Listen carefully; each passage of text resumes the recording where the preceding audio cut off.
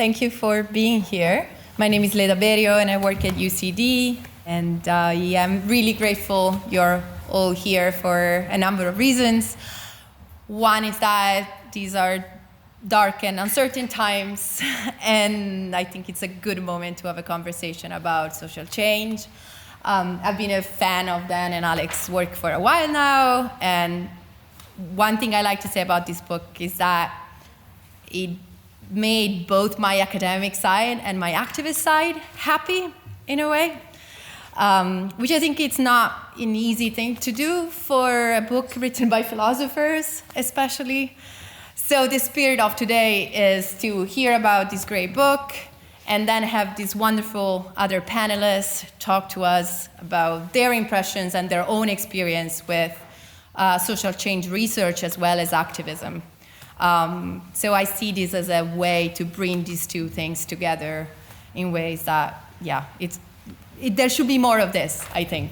Not to, toot my own horn. But, so I'm really, really glad you're here. I see familiar faces and non-familiar faces, so that's fantastic.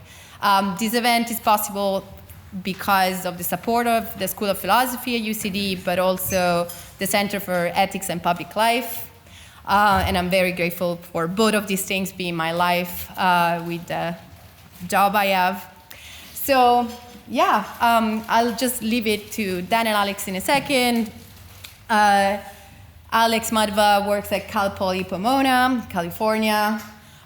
He's an expert on many things, especially implicit bias, feminist philosophy, thinking about how to change things and structures and how to conceptualize them. And Dan Kelly works at Purdue University, Indiana, and he's an expert on disgust, social norms, and a lot of other fun things that have to do with implicit and explicit ways in which we make our cultural world and our social world. So they're the perfect people to write a book like this and to present it to us. So thank you for being here, and please go ahead.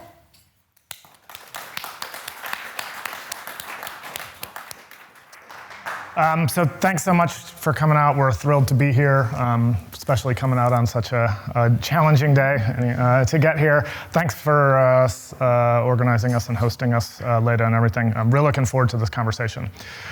So the book, we have an audio book now. We'll show this at the end as well. We got a website, which I'll mention as we go. I'm also going to kind of pace back and forth here, so I apologize if that's distracting, but it's how I tend to operate. So how did three philosophers get together and come to write a book about social change? It's not on the sort of center of the agenda for the kind of philosophy we do, analytic philosophy. And not a lot of books are written by three people. If you know philosophers, they tend to be a fractious and argumentative bunch. But we joined our forces to try and get this one. And the roots here are both illustrative and sort of how the book came to be. So in the beginning, the three of us met at one of the first conferences that philosophers were having in conjunction with psychologists about the character of implicit biases, this idea that a lot of us harbor these sort of creepy or weird mental states which can be unsettling because they seem to indicate that we have evaluative attitudes which are diametrically opposed to what we explicitly endorse or what we sort of think about things after a considered judgment about race, about gender, about age, and all kinds of things. So we met at this conference. We're all philosophers of mind in one way or another, thinking about how the mind works and how a growing understanding of that can help inform how we think about ethics and how we can think about trying to make the world a better place. So the roots of the book go back there. Some of the initial work on implicit bias raised a backlash, a kind of criticism to all of this energy and attention that academics were starting to pay to implicit biases. And the nature of the criticism was, stop thinking about what's going on in the heads of individuals. That's not the important part if you want to understand sexism or if you want to address racism. The important stuff is bigger, it's broader, it's structural, it's systemic. And this backlash came pretty quickly. All three of us responded to it in the same way, which was, we never said that the structural, systemic stuff wasn't important, but the implicit bias stuff seemed to be an interesting and important piece of a very complex puzzle. So as we sort of, kept talking about the nature of this backlash and how we were going to respond to it, we woke up to something that we all kind of knew, but just realized we were in the middle of an iteration of this kind of debate which just echoes down through the ages and across disciplines, thinking about what the most important wellsprings are, if you want to understand history, or if you want to understand social change, or if you want to understand moral progress. Are the individuals important and the choices that they personally make, or is change mainly something which should be understood and tried and intervened on a structural level?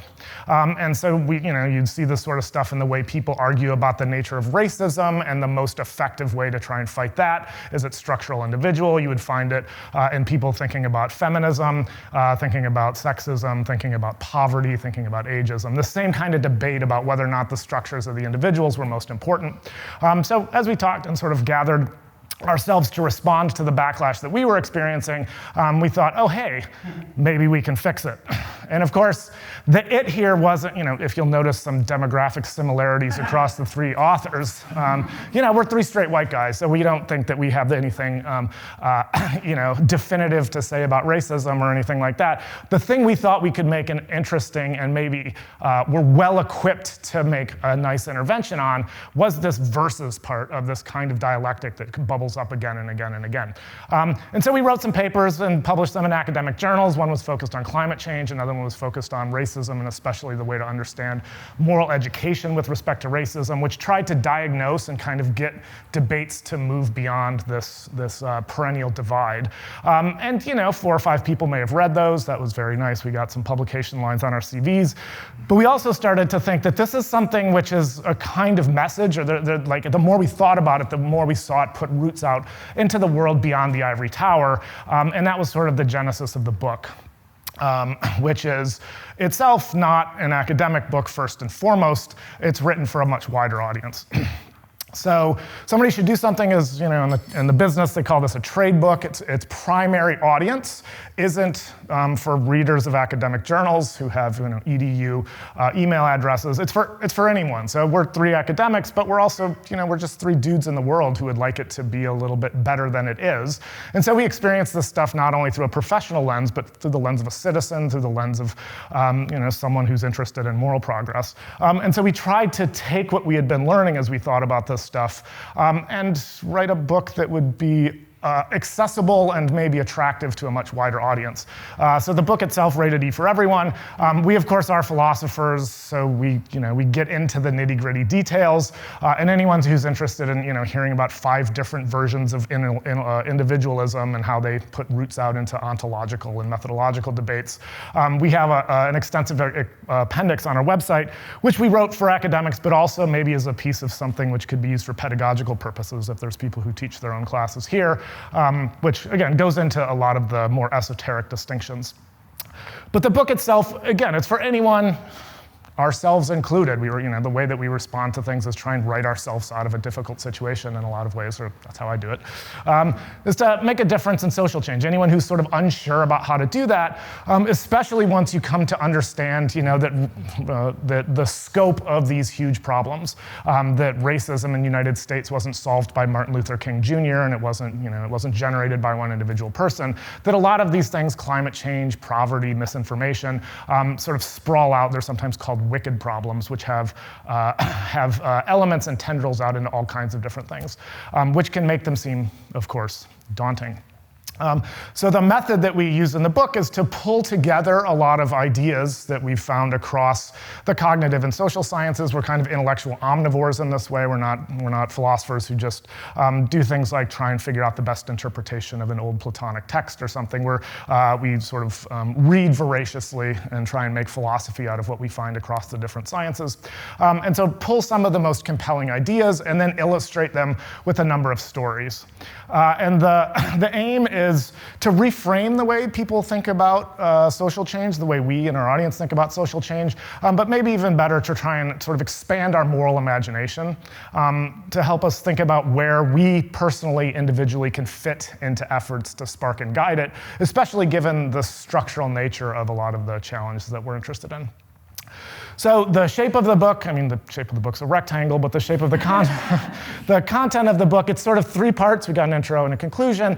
The first part is largely diagnostic about this problem that we end up calling either-or thinking. If you want to intervene on a social process or if you want to understand something, it's very easy to fall into either the individualist or the structuralist ethos or way of thinking about these things. And then parts 2 and 3 are starting to get beyond the diagnosis and to get a little bit more constructive. So I'll talk about the first 2 parts, and then Alex will talk a little bit more about 2 and 3. So another way to think about one of the main aims of the book here is as an integrative endeavor, sort of a synthetic, synthesizing exercise, where we want to try and knit together as much as we can ways of thinking about social change that on the one hand really foreground individuals, so no less of a moral authority than the Dalai Lama, has this great quote which just kind of illustrates one way of thinking about these things. A genuine change must first come from within the individual, so it's explicitly prioritizing the individual, and only then can he or she attempt to make a significant contribution to humanity. So a nice stark illustration of one side of this divide that we're going to try and bridge. And on the other hand, this is maybe a little bit parochial to the United States, but Elizabeth Warren was a candidate for president. She's a very outspoken progressivist Democrat. And there was a moment in the 2020 elections in the United States, especially the the word I'm looking for, the run-ups, the primaries, right?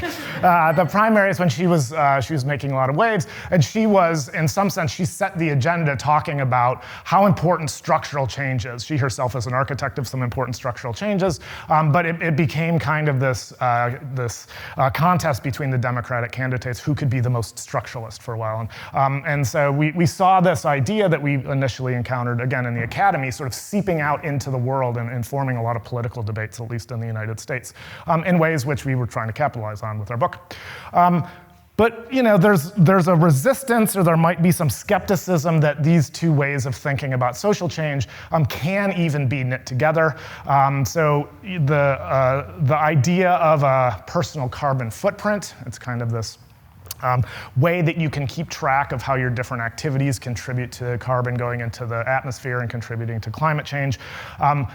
Very individualistic, spoiler alert, promulgated by corporations to try and make the problem ours rather than theirs. But it's, again, the personal carbon footprint. How much have I flown? Can I trade in my car for an electric car? And it puts the onus on individual people and their choices, oftentimes their consumer choices. And then, when the Ever Given got stuck in the Suez Canal in 2021, it generated all kinds of different memes. And here was one which struck us as completely on message for the kind of response that people will give when you tell them that maybe individual choices do matter, and they'll say something like, well, it's a drop in the ocean, or it's the stupid little crane trying to move the huge tanker, or something like that. Right, so the first part of the book is to try and diagnose this, but also call attention to examples of this kind of very entrenched way of thinking about social change and how to guide it and how to sort of induce it, which we call this oppositional either-or style of thinking, which pits these 2 as rivals. Not often explicitly, sometimes it's explicit, but sometimes it's just kind of implicit in the way people say, don't do this one, or don't worry about your individual choices, pay more attention to structural things. And the examples of this sort of thing, this is one of those, for me, kind of a wake-up moment. Once I started paying attention to how much this oppositional framework is just out there in the world, you start to see it all the time. I don't know if you've had that experience where you wake up to something and then all of a sudden it's everywhere. And maybe it always been everywhere. But that's certainly how it was for me. So very well-meaning people who are trying to get action, to try and direct social change, to try and figure out the most effective and efficient ways people can sort of channel and act on their anxieties or their motivations. We'll give you these stories about, I work in the environmental movement. It doesn't matter if you recycle. spend time lobbying against fossil fuel industries. Or you can't save the climate by going vegan, that doesn't matter, we have to hold corporate polluters accountable. Even Rebecca Solnit, who's just sort of en fuego, she's great on so many of these issues. She has a great article about how big oil coined this very idea of a carbon footprint, which foists blame on individual people. Has this quote that individual choices are good, so she's not quite as dichotomous, but she's certainly trying to shift attention to what she thinks we really need, not nearly enough to save the planet, more than personal virtue, we need collective action. So the oppositional framing here, we lay out a number of examples of this in the book, which I came to think of, I think we even use this phrase in the book, the dark arts of corporate PR. This isn't something which I think there is kind of a natural component of separating things out into two easy frames, but it's been weaponized, and it has a long history of being weaponized by corporations who want to not have to deal with regulations or want to stop collective action, which may cut into their bottom line before it can even get started. And so I realize these are pretty US-centric examples. The United States sneezes, the rest of the world gets a cold. So maybe there's a sense in which you can identify examples of this genre of advertising from your own background, if it's not as US-centric as ours. But forest fires, how to stop forest fires, were only you. It's on the individual person to behave properly. We have one of the early chapters goes into this advertisement called the Crying Indian advertisement, which won all kinds of awards. It's a very famous one. If you show it to a person of a particular generation, they'll sort of really remember it. It's very visceral. It has an Indian paddling a canoe through a river and just coming across all kinds of trash, and then saying, don't be a litter bug.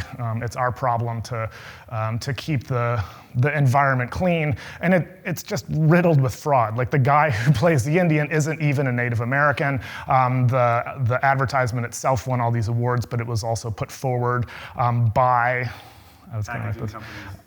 packaging companies who, they didn't want to have to deal with all these things which were turning into pollution.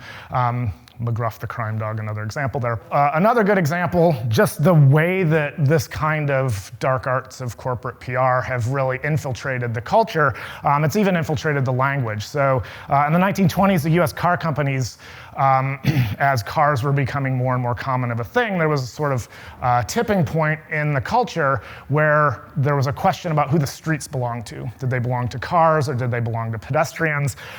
Initial thoughts about how to prevent the growing number of injuries and deaths that were being caused by car-person interactions were to put a governor on the cars so that it couldn't go so fast, or sort of pass laws that would keep cars out of certain parts of the city. Of course, the car companies didn't want that. They wanted cars to be everywhere. So the Chicago Motor Club searched for a kind of what we would now see as an ad campaign, to start doing this thing where they slap individual responsibility onto people, and so can deflect it from themselves. And so they coined a name for a person who doesn't know how to handle themselves when they go to the city and there's cars everywhere and they just walk willy-nilly out into the middle of the road. We all know this word, right? So jaywalker, right? That was coined by the Chicago Motor Club to do this responsibilization thing. That one caught on. It's a marriage of a J, someone who is a kind of a country bumpkin and a walker. They also tried to coin a term for the irresponsible, not walkers, but irresponsible drivers who drive their car into people or into other things. Does anyone know what that word is? Didn't catch on quite as much. The flipper boobs. So,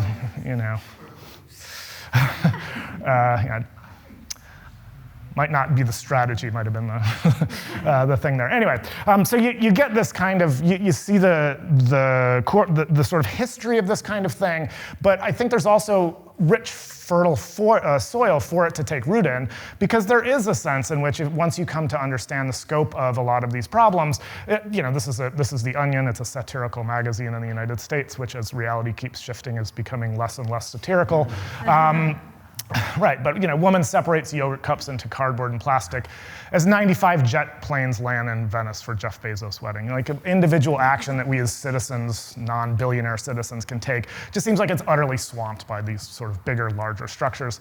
And so a central diagnosis of part one is either or thinking, what we're calling this sort of frame which permeates the culture and the way we think about it. It's intuitive, it's everywhere, that's why this Onion article headline works, but it's also, we think, paralyzing and misguided.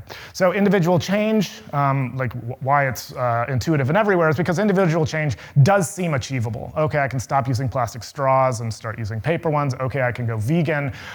Okay, I can sort out the recycling before I go to bed. But compared to what we're up against, it just seems like, so what? It can be extremely demoralizing when you see what we're up against. So again, a main aim of the book is to knit together these two ways of thinking. First, we diagnose, we sort of see some roots, we sort of pull out instance upon instance upon instance, and then we shift to trying to present and develop and work up what we think is the constructive side, given this way of thinking about one of the facets of the problem here. So we draw on a lot of state-of-the-art research from across the behavioral and cognitive sciences to develop more symbiotic, both and packages of thinking, ways of thinking about social change and our own individual actions, which can take into account both the structural elements and the individual elements and sort of supercharge them or get a kind of synergy going there. Yes, I hate myself for using the word synergy, sorry. All right, so one of the images, long history in philosophy for those of you who know your Wittgenstein, but this is also probably one of the most famous visual, it's not really an illusion, but sort of interesting images, which is, and if you can't see it, it's both a duck and a rabbit. So I look at that and I immediately see the duck, where that's the bill. But if you look at it under another aspect, that's the nose of a rabbit, and those are the ears. And this is, Necker cubes do this. There's all kinds of different visual illusions which have this sort of thing aspect to them. And we think it's a nice sort of simple toy metaphor to help thinking about social change and the individual structural divide or gap that we often see there. If people would get into, imagine someone starting a debate about whether or not that image right there was really a duck or really a rabbit, our response would be like, that's just the question itself or the debate itself is sort of misguided. What it is it is a single set of lines, it's a single set of drawings, and it's a duck rabbit. What you can do is, when you look at it, if you see it as a duck, what that does is it sort of pulls out certain elements of what's always there and turns them into the foreground and sort of pushes other elements into the background so they're a little, they're not noticed, they don't grab your attention as much. And then when you change aspects, again, the picture itself remains static, but you tend to focus on different things. The foreground and the background switch. And so you can focus on different things. Now, it's a nice toy example. Of course, social change is much bigger and much more complex, and importantly, it's much more dynamic. So that's a static picture, but it helps make this point that you can see things under different aspects, and sometimes that's really important in terms of how you think about and then intervene upon them. So as we move into the latter parts of the book, part 2 and 3, they try and illustrate and show in concrete ways, rather than just say something like, oh, of course, it's always going to take individual efforts and structural efforts, or there's individual elements and structural factors involved in social change in any given event. It's trying to take that idea, which, as a platitude, no one really disagrees with, right? You say this to anyone, and everyone's like, yeah, of course that's right. And then we cataloged so many examples of people then just immediately falling back into one of the frames and making those kinds of like, this one's really the most important one, or the Dalai Lama mistake. First, people must change inside, and then they can go act on social structures and communities. And so there's a sense in which when we would talk about this book earlier, people would just be like, well, yeah, it's obvious. That's not an interesting thesis that it takes both and these things. But illustrating it and showing it, and not just saying that these two packages of ideas can be integrated, but actually doing the integration is a lot of the work of the book. And so we're trying to build up a stock of resources and concepts and examples about how social change results when individuals act in ways which are designed to change social structures, which sort of the point of the action is to change the structures themselves. So this can be about social signaling to other people what your values are, what you're trying to change, sort of the informal social fabric of the communities that you live in. It can be about the social norms that you shape by taking action or talking about the different things that you think are common or that you think are obligatory. We have examples of, some controversial examples of social identity entrepreneurship, or the social construction, very intentionally, of certain communities and identities that are built around those communities. Participating in social movements, leveraging social roles and institutional positions. Alex is going to talk about a lot of those check marks in more detail when I hand it over to him. But the idea here is that change social structures, if individuals can take steps to change social structures, that changes sort of the context in which we even think about our options for actions. It changes the rules of the game that we're playing with each other, and then that can reshape behavior and decisions of the individuals that inhabit those structures. So it's this sort of endless feedback loop between the two, and we're trying to get that more into focus. One of the things that we do, especially in the middle section of the book, which is a little bit more theoretical, is build an alternative picture of what an individual is. What's a good way to conceive of what going on. So this is Iris Murdoch, a philosopher who I appreciate more and more the older I get. Has this great quote: "Man is the creature who makes pictures of himself and then comes to resemble the picture." So part of what we're doing in section 2 is giving us a better picture, a better vision of what human nature is like, what human minds are like, what individuals are. There's a very deeply rooted way of thinking about individuals, especially in the West. It comes out of the Enlightenment and sort of the rise of a certain kind of individualism there, maybe crystallized in its purest form in what's sometimes called Homo economicus. Back in the United States, the secular gospel of the country itself is this kind of rugged individualism and self-reliance. And what we're trying to do is sort of call attention to the way that that operates in the background of a lot of thought, challenge it, and then present a better picture of what humans are. So a better alternative rooted in the way that the cognitive sciences are depicting us as a species which is here because it is utterly social, totally intertwined with each other, reliant on culture and social learning in ways which just cut right to the very core of what we are. Especially compared to some of our closest primate ancestors, so the closest relatives we have in the animal kingdom. So Sarah Hrdy is a primatologist who has this great book, Mothers and Others, and she tells this story about when she's getting on an airplane. And sort of, she's annoyed with everyone. She's getting jostled by people as she's, trying to put her suitcase in the overhead bin, but takes herself away from the situation by imagining what it would be like if instead of 200 humans trying to board a cylinder and travel for hours together, if it was 200 chimps. And she's just like, they probably wouldn't even survive, right? There would be missing limbs. They would be like fighting each other all the time. There's a sense in which humans can annoy each other, but we're extremely gregarious. Part of what allows us to do what we do is that our minds have changed so that we're not nearly as aggressive with each other, that we're imitative in all kinds of different ways. Another nice example coming out of this line of research is John Franklin and his crew of explorers who in 1845 took ships equipped with the state-of-the-art technology in their day and try and make it across the Northwest Passage, which is in the upper parts of Canada. And they're trying to make it to places near the North Pole. And by 1848, even with, again, the state-of-the-art equipment, they were all dead. Like the exposition just utterly failed, despite the fact that there's a tribe of Eskimos who have been living up there happily and safely for 10,000 years. They have a kind of cultural wherewithal and a reliance on each other and a set of knowledge and skills that they learned how to do to sort of extract resources from the land, which is something that even the more technologically advanced, at least in one sense, Northwest Passage lacked. So again, main aim of this book, and then I'll hand it over, illustrate this better example, this better alternative. And the lens that we put on a lot of this research is that it's actually very good news. Like, we're extremely social, we're extremely cultural, we're extremely gregarious.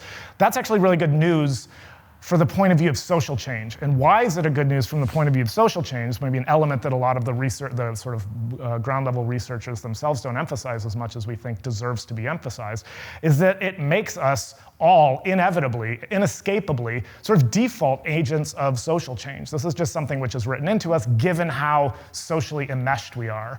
We're always receiving and subject to social influence, but we're just as often admitting it all the time as well. And so the idea is get clearer on how this works, replace this old isolated atomized picture of individuals with one which is much more in the weeds on how we're social and cultural, so we can harness it a little bit better. It often goes unnoticed, it often goes underappreciated. So just one example before I hand it over to Alex.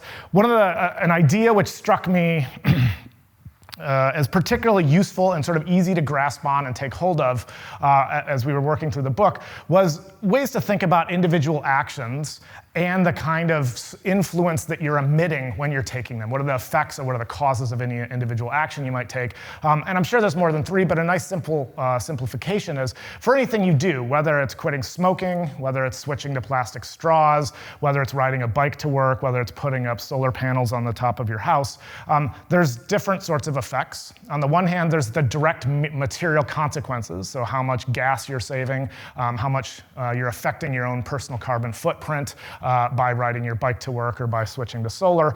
But then there's also a couple of other effects which are just as important and maybe more important in different ways. So there's the signals that you are sending by taking that action. It doesn't matter how much gas you're using or how much your energy use is sort of shifting. You're letting other people know that you care enough about the environment to take these sorts of steps, to deviate in these ways or to embrace change in your own personal life. And that can help, again, emit and normalize and can contribute to shifting attitudes at a more collective level. And then there's also the influence, an interesting one, on your future self. So if you take on board something like I'm gonna ride my bike to work, or I'm gonna start spending a couple minutes at the beginning of every morning by picking up trash in my neighborhood, like you're sort of informing yourself that, I'm doing this, I must care about this particular issue. This must be a value that I embrace. And as that sort of worms its way into your identity, I've gone through this in a number of different iterations, maybe there's other things. Maybe I'm willing to walk a little bit more down this pathway and make even more changes because I'm embracing this sort of new social identity step by step. With that. Thank you. All right. Great. Okay. Just to reiterate our gratitude for having us here, for Leda for making this all happen, for UCD. This is so cool, and MoLI. This is amazing. So thank you so much. So while I'm loading these slides, you all get to see my the innards of my Dropbox here. Show of hands. How many of you have ever voted in an election that came down to a tie or a single vote? Oh yeah, okay, yeah. What was the context? Was it like voting for your chess club champion, or? No, it was the general election in the UK in Fife, which came down to one vote. That was the only instance where that ever happened. In when? 2019. 2019, wow, the general election, that's amazing. Okay, anybody else? Yeah, same election, or? I guess the middle school. Yeah, what were you voting for? Yeah, okay, good. Yeah, how about you? I was counting votes in an election, local election, where as I was counting the votes, there was one situation where one vote carried it for a candidate. Okay, yeah, wow, that's amazing. All right, so how many people voted in that election, do you think? It was a local election, thousands. Thousands, yeah, okay, cool. All right, but for most of you, not super often. So one thing I'll talk about in a moment is that often when we're thinking about individual difference making, we're focused on examples like voting in an election, right? But that is, in many cases, doesn't seem like a super obvious way to make a difference. But the good news that we try to talk about in the third part of the book in particular is that although there are all sorts of ways in which we are constrained by our structures and social roles, we also have agency. And our goals and mindsets can play a huge role in shaping what we do and our opportunities for changing the world. So this was believe it or not, I was planning to ask you that question about elections. And I wasn't planning in 2019 for the national election to come down to a single tie, which shows you the potential lack of homework and US centricity of the way we're thinking about this. But often this sort of individual, this perspective on voting as like, this is, like in many cases, in the kinds of structuralist messages that Dan was talking about, when people will say like, don't worry about recycling, they'll say, go vote instead, right? But, so I live in California. The odds that if I'm voting in a presidential election, when there's millions of people voting, that I'm going to somehow cast the deciding ballot, seem vanishingly small, right? And in fact, although especially in the US, we're often trying to like turn out the vote, to get more people to vote, we're concerned about why so few people vote. From an academic perspective, academics are often puzzled why anybody bothers to vote at all, because the odds that you're going to cast the deciding vote seem so small. So they refer to it as the paradox of voting. Why does anybody bother unless it's like a middle school election or something like that? And so in that way of thinking about individual difference making, we're thinking about it as like each person's action is one drop in the bucket, right? And so then we like get the outcome we want when each person adds their one isolated drop. Now, this is another example. It occurred to me while Dan was talking that I did not cross-check this to see if this was going to work in an Irish context, but we can pivot. How many of you have worn an I voted sticker? Okay, at least more than people who have cast the deciding vote. How many of you have worn a pin that represented your political preferences? Or, okay, how many of you have posted something on social media that expressed your political views about something? Okay, right, okay, so we got some more hands. Some still no hands through all of those. So maybe that's like an Irish thing that we can interrogate in the subsequent discussions. So when we're thinking about social change, as this is sort of building off of what Dan was just talking about, there are certain kinds of narrow frames for thinking about what individuals can do to contribute, such as sort of this image of adding up drops in a bucket. Will your vote tip the scales? Material consequences. Will, if I recycle or if I use less energy, is there less of a carbon footprint, right?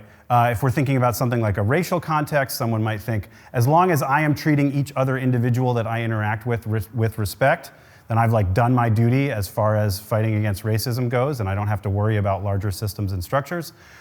So in the book, we try to encourage folks to adopt wider frames for thinking about these problems.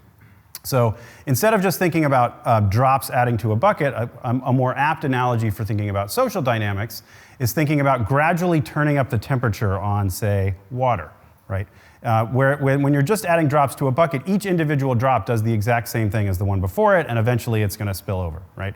But if you're thinking about adding temperature to water, eventually you hit a point where there is a phase change, where the next degree actually transforms the system from a liquid to a gas.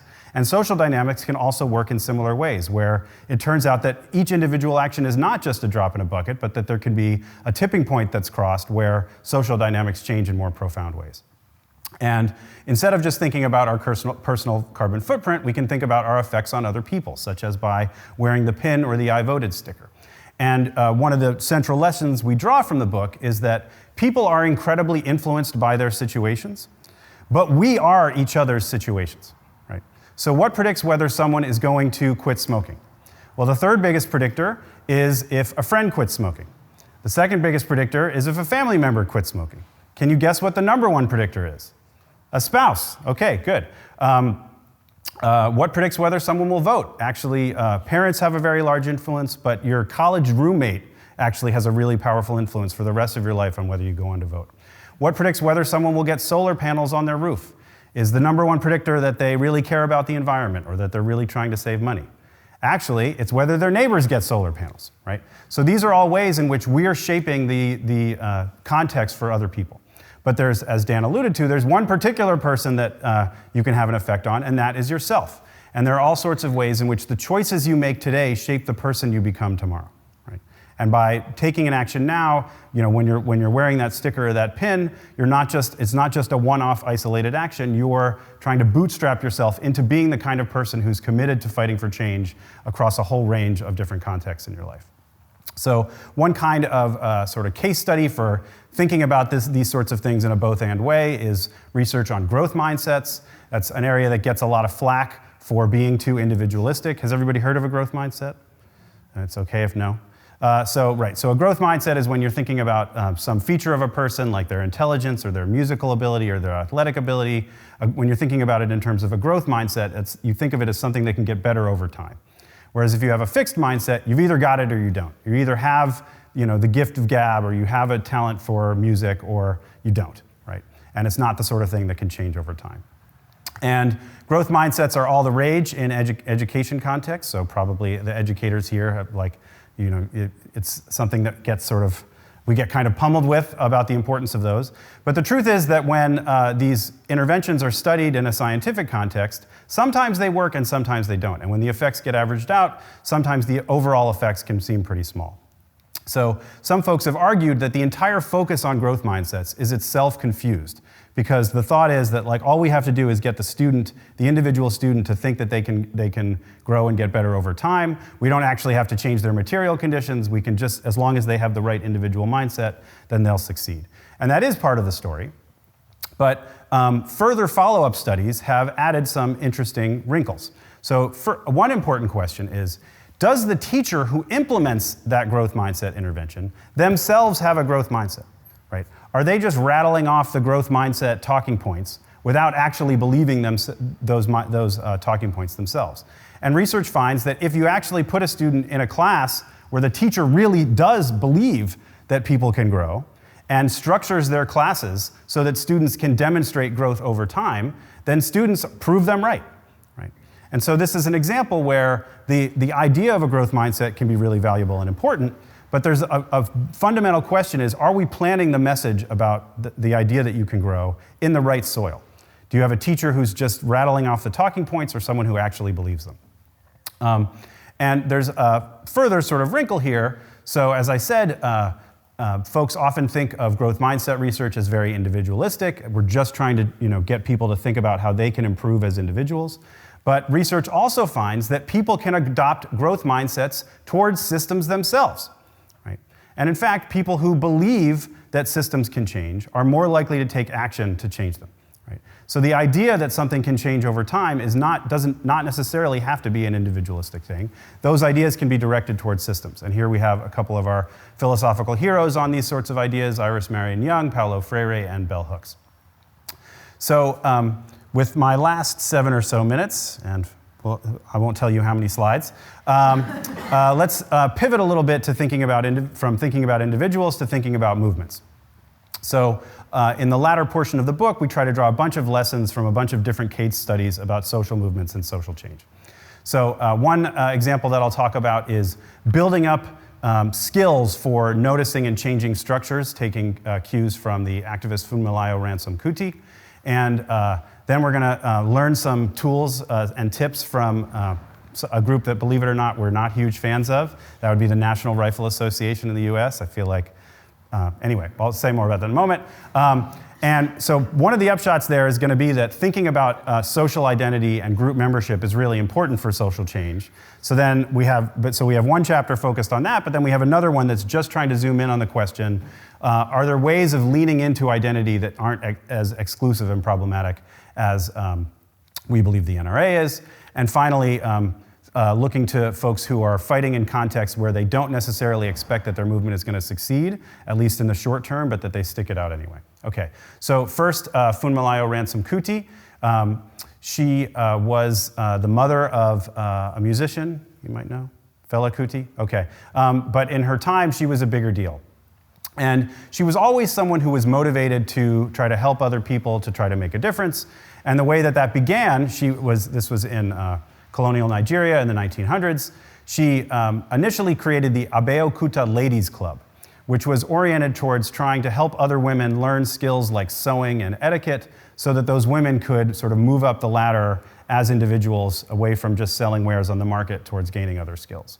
But over time, she started to appreciate the way that the British colonial government was collaborating with the Nigerian government, and she realized that the problem was not these individual women, the problem was the systems and racist men and sexist men who were standing in their way. And so at a certain point, the Abeokuta Ladies Club became the Abeokuta Women's Union, and they were oriented towards trying to bring about larger scale structural change. So she never sort of lost her interest in trying to empower women, but instead of just empowering women to move up the ladder as individuals, she was trying to empower them to work together in a collective to make social change. Her movement had a lot of success. So in 1960, there was Nigerian independence from colonial rule. And in fact, in 1979, universal suffrage was achieved in Nigeria, even though when she started, it was nothing like that. And so part of what you can see in her journey, and we have a whole chapter dedicated to this idea, is the cultivation of structure-facing skills. Cultivating the ability to stop when something goes wrong. You don't just look at, like, what did this individual do wrong in this situation? You're instead thinking about what were the constraints and opportunities that they were occupying, right? And so one part of it is paying attention to structures, noticing systems. Another part of it is understanding them, seeing how they really work. There are lots of people who are attuned to systems, but they think about it exactly backwards. Maybe they think this person rose up the ranks because we live in a meritocracy, and so the reason that they have a lot of status in our social structure is because of facts about them rather than privileges that they might have received. And other sorts of traits and skills, such as the willingness to change the status quo, and very importantly, doing so together with others. So on that together with others point, we take some cues from one of the most impressive social movements and organizations in American history, which is the National Rifle Association. So the NRA actually began as a hobbyist organization. It was just folks who were into hunting, were into marksmanship. So it was just like a fun thing. In fact, in earlier incarnations, they actually supported gun control. In particular, they supported gun control when a group of black activists, the Black Panthers, entered the California Capitol in 1967 with guns. And in fact, does anyone know who was governor of California at the time? Went on to become president? Okay, yes. And at the time, Ronald Reagan said, "I see no reason why on the street today a citizen should be carrying loaded weapons." Okay. And in 1967, they actually passed the Mulford Act to restrict open carry and things like that in California. And at that point, the NRA was in favor of gun control. But then a number of individuals, including Harlan Carter, who is a very sinister person, I don't have time to get into that now, initiated the revolt in Cincinnati when they decided to transform the NRA from a hobbyist organization that was focused on kind of responsible gun ownership into a radical, absolutist, no compromise whatsoever organization. And he said we could win it on a simple concept: no compromise, no gun legislation.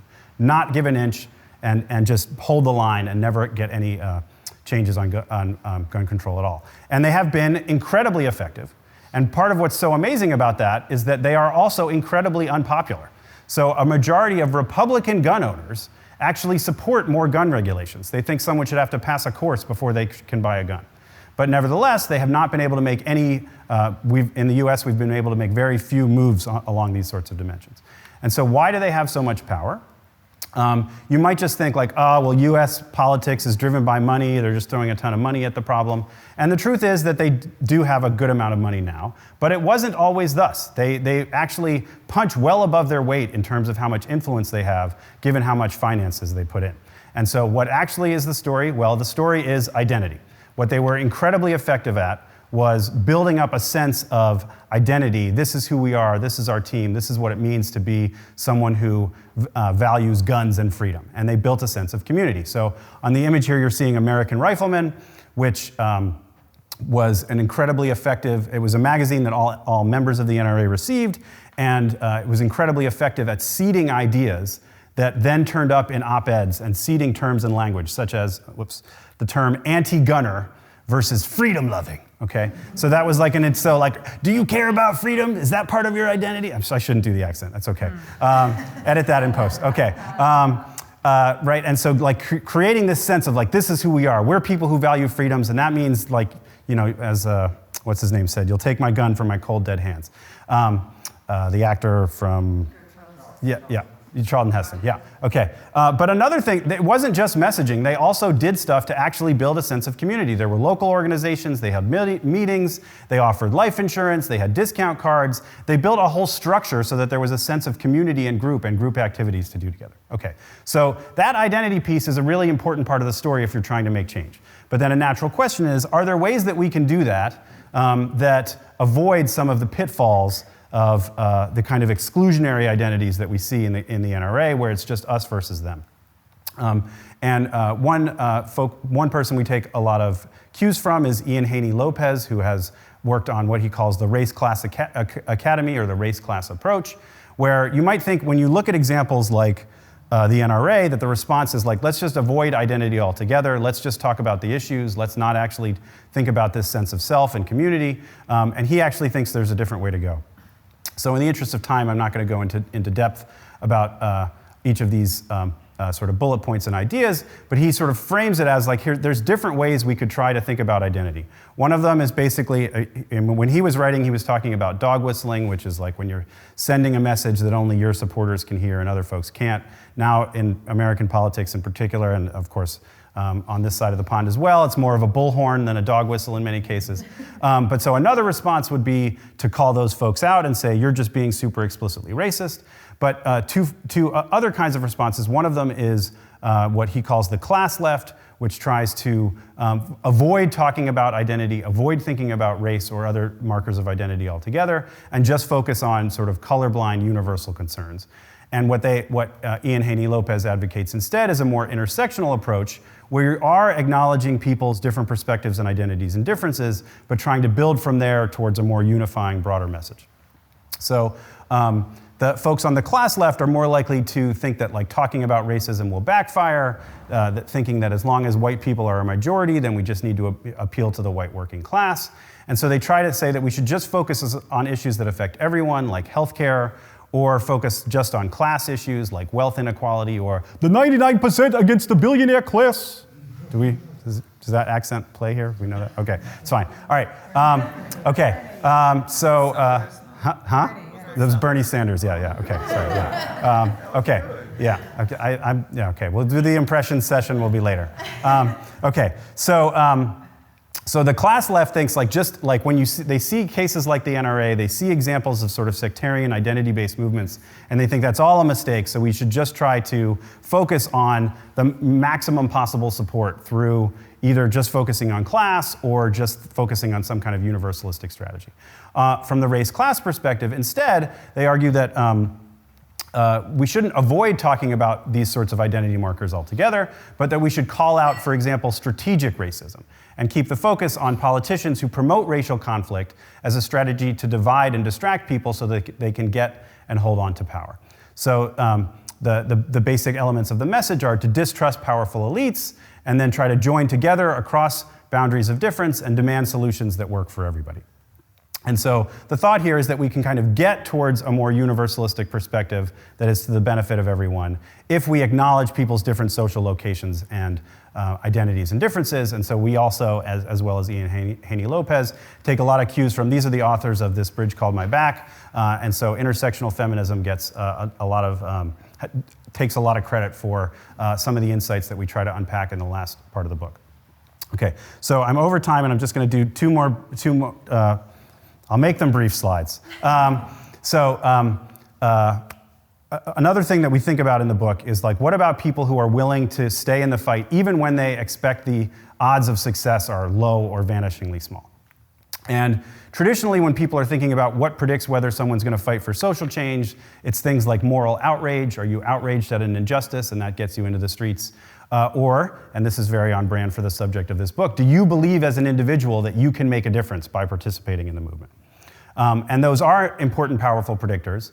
But research finds that some people are actually willing to protest against repressive regimes, even when they don't think that they individually, by them showing up at the protest, that they're somehow going to tip the scales, like much like in the election case, right? And so we talk about folks who are engaging in protests, like when China was taking more control of Hong Kong, Russia. Subsequent to the book, we've published op-eds about the Texas Democrats, who there was in Texas, they did a sort of mid-cycle gerrymandering, and the Texas Democrats fled, and they eventually lost that fight. But then folks like in my state of California took motivation from that, and we did a counter-gerrymander to fight against it. And maybe in the next hour, we might hear about, for example, if we're thinking about like the Irish pro-choice movements, like what was that like in 1984, right? For people who were willing to fight at that like darkest moment, what was the mindset then? And here's, we think, part of the answer, is that people show up for each other. So even if you don't think that your movement is going to make all the difference, at least in the short term, you might think that you can make a difference to the movement, that you can show up for your fellows, and your fellows can show up for you. So, for example, what predicts whether you will show up at the protest, right? Is it that you just care a lot, or maybe your friends are going and they invite you to come along? Okay, So last note, okay, all right, I got a nod. Okay, I'm going to take it. Okay, and so an important piece of this is, again, sort of thinking about basically finding meaning in the efforts that we take to make a difference. So one person that we take a lot of motivation from is Amy Rezhneski, a social psychologist. And in one study, for example, she looked at hospital custodial staff in a research that she calls job crafting. And what she found was that some folks, so custodial, is that they're cleaning and like janitors and so on? Is that I don't know if that's a not Irish term. Never mind, shut up. Okay. Some folks found their jobs dreary and flattening, but other folks actually found their jobs meaningful and exciting, right? And what was the difference? Hopefully by now you might be able to guess. They understood that their role was being there to support patients. They understood themselves as part of the mission of the hospital, right? That they were proactively engaged with doctors and nurses to try to be there for the patients in the hospital. So one example she talks about is that they would look up at the ceilings of the hospital rooms and imagine patients lying on their backs staring up at the ceiling, and so clean the ceiling, right?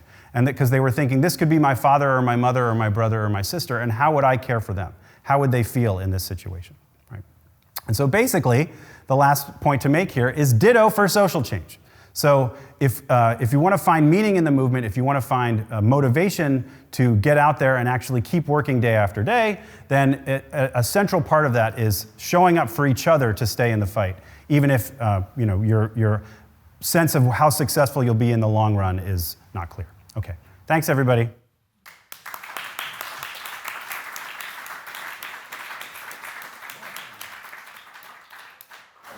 I was trying not to look threatening at all with the thing, you know?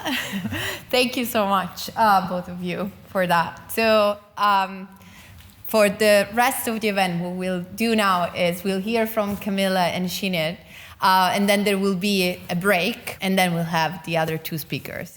Thank you very much for inviting me here. I think this is a great event. I'm going to do what the authors are far too shy to do and say, I noticed that this is for sale at a reduced rate inside, and you can even get them signed if you get them today. As somebody who knows the labour that is involved in writing a book, thank you so much for writing this book, and I really enjoyed the opportunity to read from it. So what I'm going to do is I'm just going to pull out, I think, a few things that really struck me about the book, but I'm going to infuse that a little bit with my own discipline in terms of critical pedagogy, consciousness raising education, some of my own experiences from social activism, and just some other kind of Irish examples or Irish-based examples that would help to hopefully make some more meaning from the contribution for people who are here. I saw the duck. I don't know what other people saw, but I saw the duck. And I also was telling everybody that BP came up with the carbon footprint. I did not know that until I read this book. So that was one of those real paradigm shift moments for me, where it's like, oh my God, oh wow, I've been conned all this time. So I think one of the things I would definitely say about this book is that there's loads of really relatable, engaging examples that I really learned from and found myself talking to other people about. There's a really good description of structural racism within the book that I will definitely use in my own reading list and with my own students. You take 100 people who are in rent arrears, I think, and you say 50 are white, 50 people of colour, and you describe the different structural barriers in getting to where those people need to be in terms of, I think they're being called in for a court date or something really clear. And you touched on this a little bit. I think one of the things that really stood out for me was this idea of people getting involved in social movements because I'm doing my bit. That was the motivating factor. It's not that I'm going to, I'm the person that's going to be responsible for the socialist revolution I want to see, but it's like, hey, I'm doing my bit. I'm getting involved in some way. And I thought that really struck out for me. Really important conversations as somebody that's disciplined as education, really important conversations in there. I thought about barriers to accessing education, particularly for women, particularly for mothers. there's been loads of research done about imposter syndrome. There's been loads of stuff done about the challenging nature of college knowledge when you know, what are sometimes called, you know, non-traditional students end up in university campuses. But most researchers that I have engaged with ultimately come down to the issue of money. That is ultimately the main thing that means some people go to university and some people don't. And I think you address that really well in your book. But even little things that I would add, I mean, something like childcare. I know in my own university, their answer to childcare is we'll have a creche. So childcare, tick, sorted. First of all, it's always full. That's part of the problem. But the second issue is that cash is actually a much better way to support childcare for people, because it's often the granny, the neighbour, somebody in their own social circle, rather than this idea, well, if we put a room and we can mind people's children in there. So I just think that notion of barriers being the main reason why certain people get access to education and others don't is really important. And I also picked up on the example of the Nigerian Women's Union, as really clearly outlined. But I think what struck me about it was that it really reminded me of something that I had been involved in myself. In the 1990s, my first ever, I used to work as a nurse, and that comes into my work quite a bit, but my first job in adult education was working with a women's group in a underserved community, as I think is the language that's mostly used now, in Dublin. A women's group, all women came together, actually all mothers, because at the time people could get a double welfare payment, which was really helpful for people at the time. We called the course the Home and Self-Management course, because it didn't raise any eyebrows at home. Where are you going? Oh, I'm going to the Home and Self-Management course. Nobody batted an eyelid. It was actually a very political space. One of the exercises we used to do was we would get people to flip chart, to draw a picture of a woman, and we'd get people to brainstorm all the skills that they needed to be a homekeeper and a mother, you know, budgeting, conflict management, all of the different skills that were required in order to multitasking, all of the different skills, and then we costed it against sort of average industrial wage, and people could really see how they were not being well served. So you just reminded me of that, I think, in terms of that notion, I think, of the Nigerian example is calling things a festival rather than calling them a political gathering, and how that really changed things. So what it stood up for me, or it struck on for me, was calling it home and self-management, and actually it's a completely different thing than what it says on the tin. The other thing you talked about, which I really liked, was the YIMBY. I hadn't come across the YIMBY before, so yes in my backyard.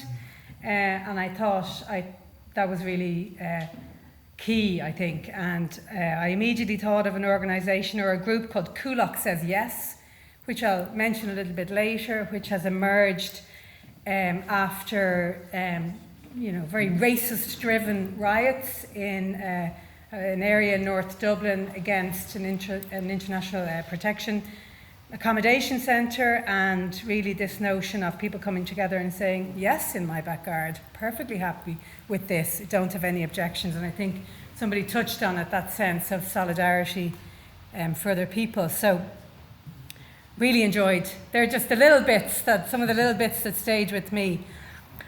I think overall, though, the central message is really important, and it's just really helpful to remind myself even of the either-or dichotomy, and just how powerful that is, in so many spaces and so many ways of thinking. And I think you really reminded us of that really well, but also the importance of winning hearts and minds, I thought was in there. And ultimately, what all of it is packaged up in is that notion of systems change, and the challenges of individual change within that, rather than the either or, as I say. Just a few other things so that I was sparked by, I think at one stage, I did react at one stage, and you talked about being a revolutionary was this kind of, I can't remember the expression you used, but like, why on earth would anybody be a revolutionary? Because that's never going to get anywhere. And what I was struck by was how little we talk about the right-wing revolution that has happened since Thatcherism and Reaganomics, that there has absolutely been a revolution in my lifetime, and that has been the installation of a neoliberal system where we have this, egregious gap between rich and poor. I certainly would frame that as a revolution. And just that idea that, we're talking about things moving in both directions. So certainly in Ireland, there's very much a rise in far-right ideology, far-right activism. As somebody who's dedicated a lot of my life to community education and education in social spaces, a lot of the language that we use has been co-opted. The notion of community, the notion of solidarity, the notion of shared meaning, and that all of those things are now being used by the far right. And something about having to claim that back, I think, is really important. But also that challenge, and you mentioned dog whistling, that failure of centrist politics, I think in many ways, that speaking from both sides of their mouth, I think Naomi Klein is really good at speaking about this, but the most obvious example in Ireland is vote for us, we'll solve the housing crisis. People vote for them and they don't solve the housing crisis. So it's that sort of role that centrist politics has in moving people in many respects towards that far right rise that we're seeing in Ireland. Just want to pick up on the importance of individual actions, and you do talk about this. There's a very well-known case in Ireland, a woman called Mary Manning, who refused to handle an outspan grapefruit. She was a Dunnes Stores checkout worker, and her actions, I think it was 1984, led to, people probably know about this who are in the room, led to a strike in Dunnes Stores and led ultimately to Ireland being the first country across Europe to ban the importation of South African goods. So Mary Manning, I think, yes, it was an individual action. She absolutely did that on her own.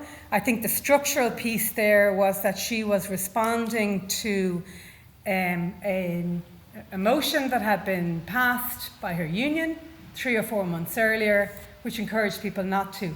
Now, I've actually interviewed people involved in this strike, and Mary Manning didn't really understand what the motion was about. She's very open about this.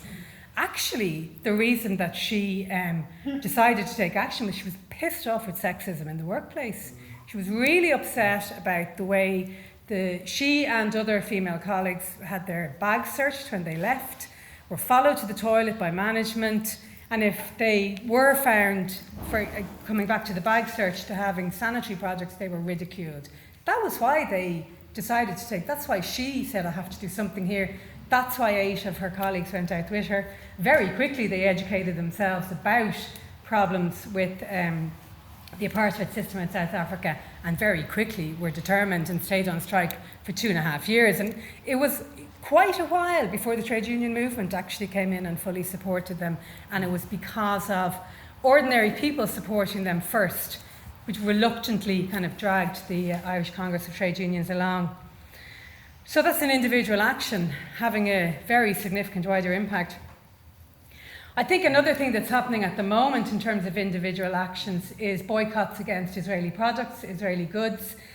In my own work, I'm a very proud member of Academics for Palestine, and I read a report 2 days ago that there's a 70% rise in the academic boycott. So what the academic boycott is about, if people don't know that, it's a boycott of Israeli institutions for their role in maintaining an apartheid state and also for ongoing connections with the Israeli military.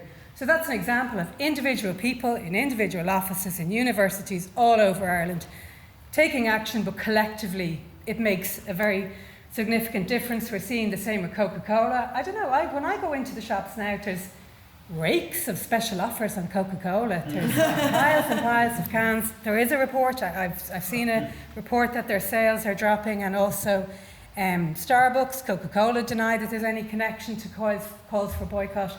I think many people would take that with a grain of salt. So that both and, I think, individual, but also that relationship with the structural and the impact that it can have. I'm not timing myself, so tell me to shut up when you need to, because I want to just focus a little bit on some of the educational aspects that you touch on. I really liked one of the examples you used about EDI workshops. So EDI, equality, diversity and inclusion. Certainly in my university we have a vice president, we have a structure built around what is an American import, as far as I understand, in terms of a way to make our campuses, make universities better spaces, more diverse and better spaces. As a concept, I really struggle with EDI, the way it's operationalised in Ireland, because there's lots about inclusion and very little about equality as far as I can see. So we will include you in this terrible structure rather than together we'll try and change it. And I think also a big problem that I would see in my own university, I collaborate a lot with Dr. Lillian Nwanze. I'd encourage people who are interested in anti-racist pedagogy to look her up. She's a leading Irish scholar. She's Black Irish, and she is pulled in every which direction on campus to be in photographs, to be on panels, to be everywhere. And it took her, she writes about this very openly in her own academia, but realizing after a while, the penny dropping, that nobody's actually listening to what she was saying. They really just wanted, the image of diversity without really any efforts to do anything about, for example, high levels of precariously employed lecturers across universities. I mean, I would much prefer to see the money that goes into EDI offices go into giving people decent terms and conditions of employment. And I like the way you talk about trade unions and their importance within the book. But I think your own, the way that, what I read anyway, is your own practice of using EDI spaces in a good way, for good. And I fundamentally believe that all educational spaces can be used to politicise and can be used with a consciousness-raising agenda. And we forget that sometimes. We think that it's only the courses that have politics written on the door. Two examples I'll give. The first is another colleague of mine, Dr. Jerry O'Neill, speaks and writes about his experience teaching in further education on a module on spreadsheets. And the assessment he gave people was to get as much information as they could about the expense accounts of the TDs in their constituency and map them on a spreadsheet. Bring it back and let's have a look. So that is a really clear example of politicising through a spreadsheets class. Stephen Brookfield, people may have heard, and John Holst write about what was the European driver's license? Do you remember that computer? ECDL. Huge money pumped into ECDL programs in North Africa, in particular, because cheap labour was what was behind it. And they talk about making sure to include in their curriculum that information. A discussion about why do you think that these corporations are paying for you to do these classes. My own example, I worked in a housing association once, and I ran this is back to the healthcare, a level 5 certificate in healthcare, okay? So if you qualified, you could work as a healthcare worker. And I had a social analysis module across the 8 modules. So in that module, we talked about feminisation of healthcare. We talked about unionising, the importance of unionising. We talked about, I think at the time, this was pre-COVID, healthcare workers weren't being vaccinated, and nurses and doctors were, and we talked about that. But I'll come back to it a little bit, but not just we talked about, what would we do about it, was part of the conversation. I think the challenge and the limits, and where it touches perhaps against your own work in EDI spaces, is that if that philosophy, if that consciousness-raising way of being is held within 1 or 2 people, it can disappear very easily. So when I left that job in the Housing Association, the person that came in after me, they took out that social analysis module and said, what on earth is this doing in there? And it soon was removed and replaced with something more skills-based.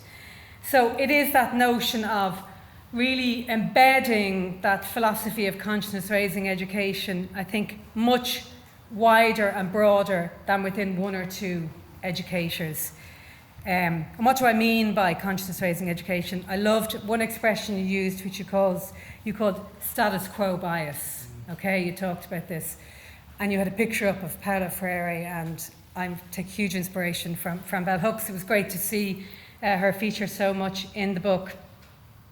So really the kind of philosophy of education, I guess, that underpins all of my work is the idea that the traditional education system we have is all about status quo bias. It exists to keep things the way that they are, and that is really the fundamental message.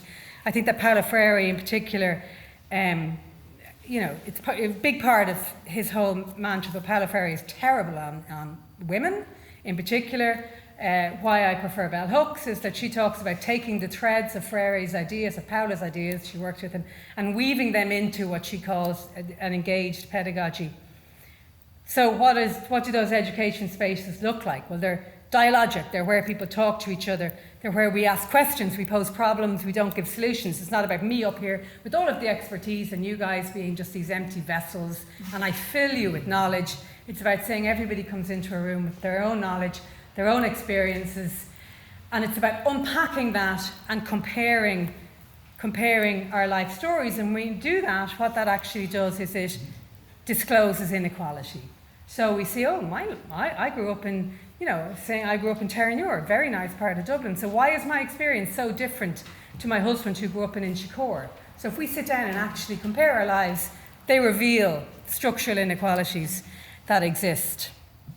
So it's about creating that notion of those brave spaces where we can do that, where we can take on and challenge racism, sexism, other forms of discrimination in a safe space. But a really important part of Bell Hooks, and I think your book really addresses this very well without naming it specifically, a really central part of Bell Hooks' philosophy and Paulo Freire's philosophy, which Hooks repeatedly said, but people forget it all the time, is activism. She repeatedly talks about how her own ideas get sanitized, how people distill out the political parts and people can create those participatory and dialogic educational spaces, but they forget that praxis piece is what they call it. So that notion of action and reflection. And just like what you say, you organize something, maybe it works well. You come back and say, well, what was it that worked well about that? You organize something, it doesn't work well. You come back and say, well, why didn't that work well? What do we need to find out more about? Who can we talk to? What can we read so that maybe things work a little bit better? And I think the Irish pro-abortion movement was a really good example of that. Sinead Kennedy was really, really central to that, and I think she strikes me as one of those people that kept a movement going when nobody else did, when it's a small handful of people who kept at it, and then there's the big kind of crescendos of activism along the way. So we need those people. There's other examples, things like the civil rights movement in the United States. I often say, even to my own kids, when they talk about Rosa Parks, and I say to them, she didn't just sit in a bus. She was connected with Miles Horton and the Highlander School and the ideas of consciousness raising. There was, I don't know enough about it as I should, but my understanding is that there was, a lot of discussion about who would be the person, and that's why she was chosen for such a successful intervention. But just the last point that I want to come down to, and I do think that, this is, I did get this through the book and through the use of examples, although I find I would be more focused towards some of those structural, in terms of political forces that come down hard. So maybe for me, I think, and that's something that I would write a bit more about in my own scholarship, just how much the centre political machine can punish and silence people who do speak out. I think you do mention actually, and I heard it here, and it drives me mad when I hear it on the radio, this attacking the person rather than the politics. It's certainly a trend within the Irish system, particularly if people speak from an egalitarian perspective. The answer from the centre-right in particular, the mainstream political parties, is to go for that person. Well, you did this a while ago and you did that, rather, because they don't have a challenge. I think we're seeing that at the moment with the cuts to fuel that came in today or yesterday as a result of the disturbances in the Middle East. But one of the things that Bell Hooks also talks about this, but the Bell Hooks really talks about is this idea of hope, and how on earth, where do we find hope in the sort of worlds that we're living in today? It's really challenging, it's really difficult.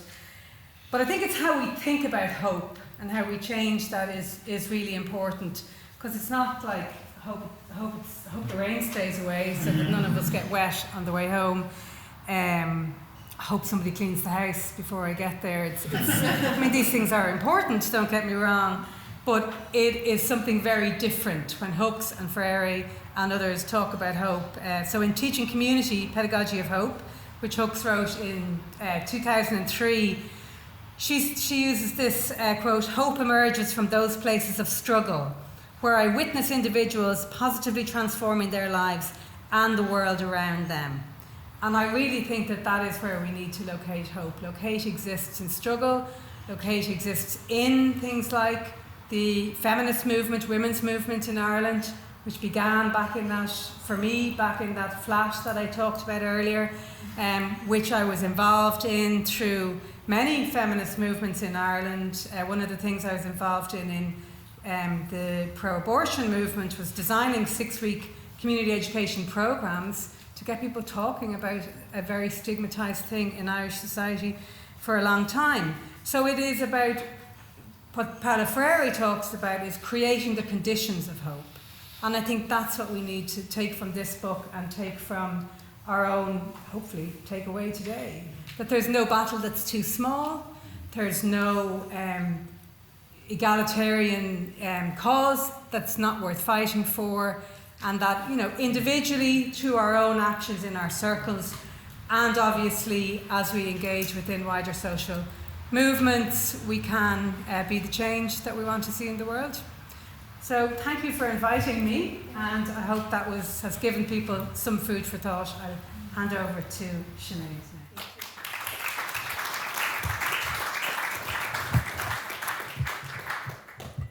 Thanks very much.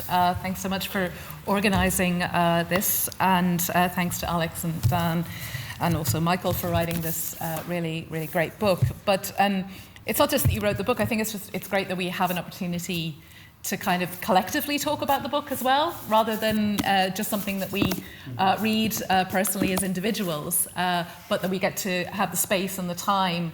And we don't always get that, I think, in our busy lives, and to actually have space and time to reflect on the really important ideas that are in this book.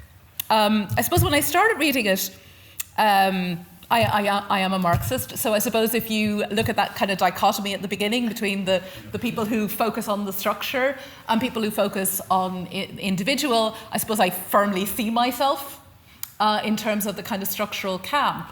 But I do think over time that as I've come to kind of reflect on how actual change happens, I have moved more, I think, to the perspective that Alex and Dan have outlined in this book, that there is much more of a kind of symbiotic or kind of fluid relationship between these things, that they're not the opposites that they're kind of presented in kind of popular culture. That change is both, I suppose, if I just maybe, I'm going to talk about repeal in a few minutes, but you know, you talked about that moment, that day the result is announced, and the next day in the media, in the Irish Times, kind of paper of record in Ireland, it's referred to, they quote Leo Varadkar, who was the Taoiseach or Prime Minister at the time, who declared the victory a quiet revolution. Mm-hmm. And if anyone who'd been involved in, and even if you weren't involved in this, okay, if you were just a kind of an observer, it was many, many things, but it was not quiet.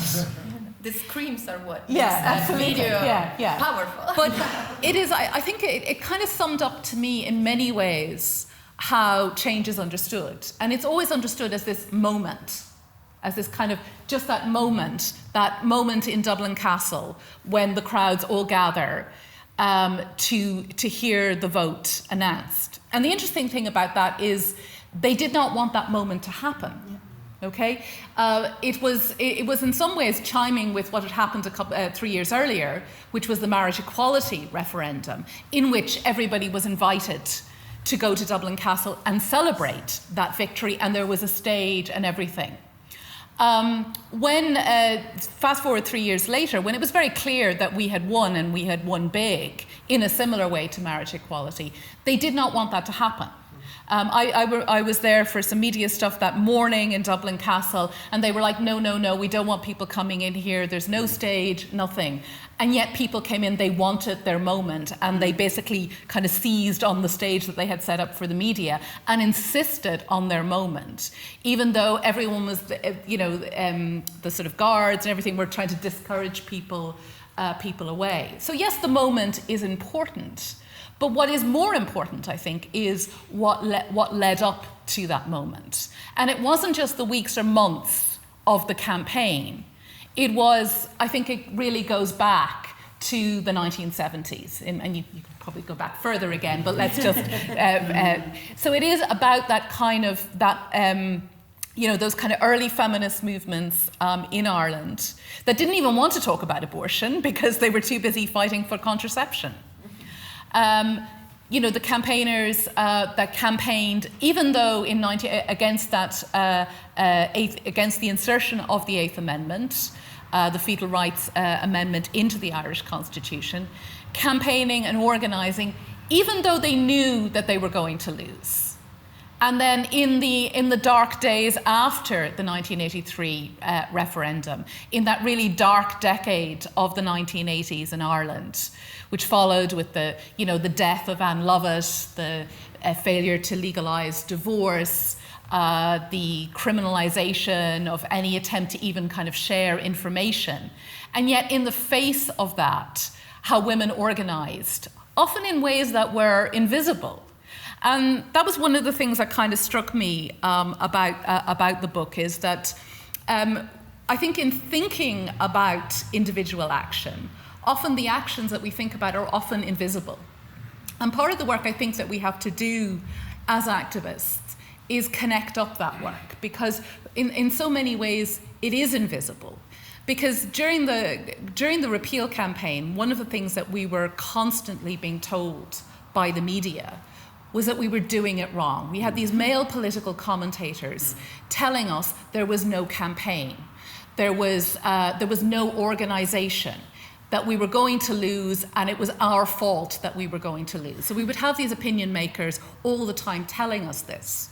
And the only way, they kept saying there was no campaign.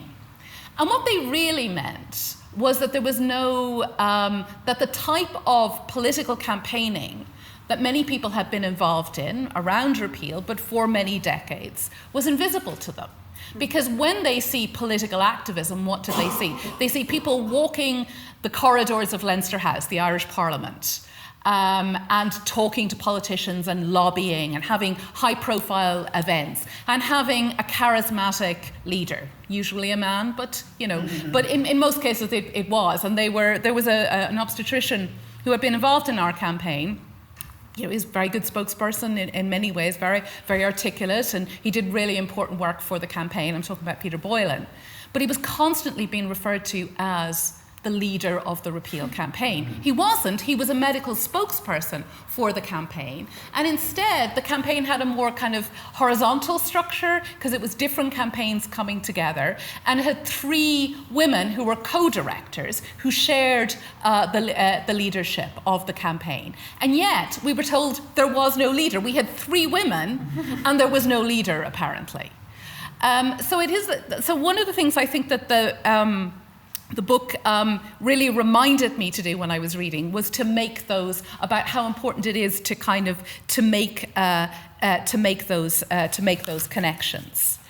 And identifying that sometimes I think when we talk about change, how as the book tells us, that we sometimes get the relations between systems and people wrong.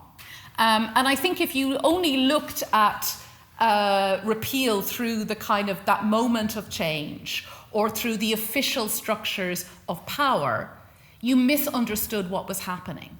And that's why you thought we're going to lose, or that there wasn't a campaign. Because what the campaign was people all around the country, who most of whom, and Camilla did some really important research. Camilla actually had the really great foresight during the actual campaign, to do a questionnaire of all of the people who were active in the campaign. And the interesting thing that she did was that she closed the survey before the result was known. Because one of the things that happens that when you win a campaign that you're constantly being told you're going to lose is that everybody goes back and you see it in a different light and you don't maybe understand it in the same way. So Camilla, did this wonderful piece of research that kind of captured that moment. But one of the things that, if you look through the work that she did, we see how most of the people who were involved in the campaign had never been involved in politics before. They didn't see themselves as activists or campaigners. They saw that this was a particular moment that they were compelled to act, and they felt that they could not sit it out. So I think that was one of the things that really, again, that you kind of highlight in the book. What becomes, I think you use that idea of a tipping point. So what becomes that tipping point? And for many of us, I think it was the death of Savita Halappanavar. I think if you go back earlier, it was the X case, the 14-year-old rape victim. So it's often when abstract issues become crystallized into ways that are humanized or affect people's lives. And it's more difficult to kind of organize yourself to campaign for an abstract idea or an ideal. But when you can concretize it in terms of an individual, or I think in ways that both Repeal did, but also in terms of marriage equality, was that you were being asked to vote, not for yourself, but for somebody else. And for a better, that Ireland was going to be a better place after marriage equality. And that by coming out, by campaigning, by having a conversation. So one of the things I think that we had to do, that again, as a kind of Marxist, you're not usually kind of, it's not your kind of starting point, but when we were thinking about the campaign, we had to begin to think about different ways of getting individuals involved. And encouraging people who were not maybe political with a capital P, but wanted to be involved. And it was one of the things I think that we learned from marriage equality was encouraging people to have conversations with their family, with their friends, with their neighbours. And then the people who had those conversations then also became the people who began to organise in their community and their local areas. People who had never been involved in politics before were suddenly, organising 200-300 people to go out and canvass in their local areas. So it was those kind of structural changes. And one of the things that really caught my eye in the book is a very kind of small section, but when you were talking about the pasteurization of milk, I thought that was really interesting, Yeah, because on the one hand, as a card-carrying Marxist, if you said, why was this not happen? I'd say because of the kind of greedy profits of, big farming companies or, kind of profiteers. And yes, that's true. That was part of the reason. But there was also a whole other series of kind of more complex issues that people didn't like the taste of pasteurized milk. They were unsure about it. The medical community were slow. There was a whole series of obstacles that wasn't just about profit. And if you'd only kind of focused on one of them and didn't really kind of think about making the connections between the other issues, you were going to fail.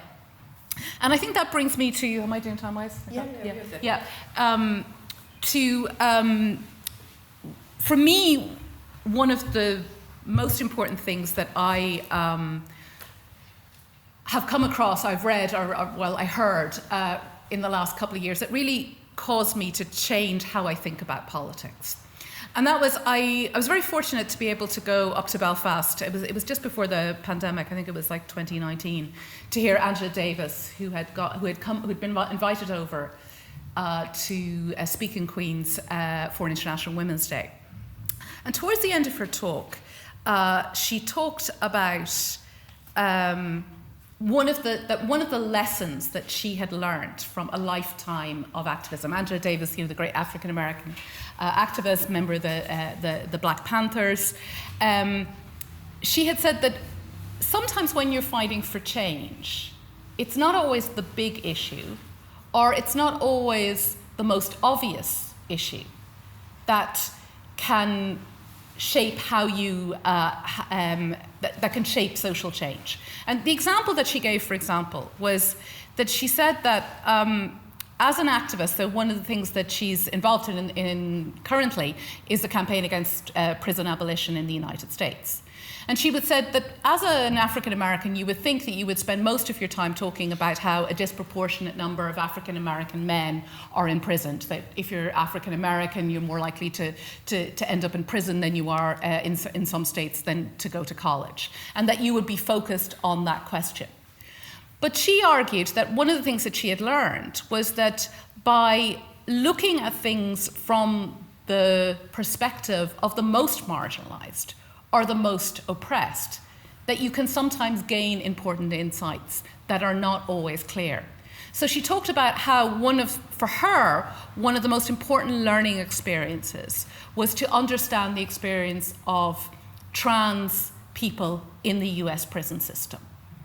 And she said, by looking at the experience of a trans person incarcerated in the United States, the brutality, the violence, the inequality becomes clearer in that context than it is in any other context, because it shows the nature of the US prison system. It is, if you talk about the total prison population, it is less than 1%. So why would you focus on that? And she says you focus on that because it illustrates the problem with the prison system. And I think for, as a Marxist and as a feminist, I think that there's a lot to learn in that in terms of being an activist in Ireland, but I also think kind of internationally. And I suppose that sometimes one of the things that I in my own work, I'm very interested in looking at is the experience of the Irish state through the experience of women. So if you look back at the history of the Irish state for the last 100 years, if you look at it, it's not to say that women are always the most oppressed, I'm not saying that. But if you look at the history of the Irish state through that prism, it reveals something that isn't always clear. And that is that how the levels of oppression, of incarceration, you see the structures of Catholicism, the integration between the Irish state and the Catholic Church. You see how society is structured, how things like education, health, welfare, how all of those things are structured, and how the most marginal, their experiences are often invisible, but they can offer us the greatest insight. And I was thinking when Camilla was talking about Rosa Parks, I happened to come across this really interesting book by Daniel Maguire called At the Dark End of the Street. And it looks at kind of the prehistory of the civil rights movement in the United States. And I didn't know this, that it actually started in the 1940s through women who were organizing against rape and sexual violence being used as a tool in the South to enforce white supremacy. And Rosa Parks, who was an activist, was sent down to organize women against sexual violence. And she did that for over a decade. And when the civil rights movement took off, that whole network of activism, often that was invisible until that point, but that was involved women in their local communities, became the kind of backbone of the whole of the civil rights movement. And yet, Rosa Parks is basically kind of written out of it as an activist. She's seen as that kind of quiet, dignified woman who decided, spontaneously one day to sit down on a bus because she was tired. And she doesn't become the face of the civil rights movement. She's completely erased. But if you don't look at it through the lens of women, for example, you miss that whole history. And that brings me to my last point, again echoing what Camilla said, and that is the kind of question about hope. And for me, one of the people who's taught me an awful lot over the last couple of years about this is somebody you mentioned at the beginning, and that's Rebecca Solnit. Because she talks about, it's very difficult, I think, not to feel despair at the moment when we look around what is happening. The war, the genocide, the inequality, the poverty. And it's very difficult not to feel despair and to kind of wonder, does anything you do actually matter? But Rebecca reminds us that despair is a luxury.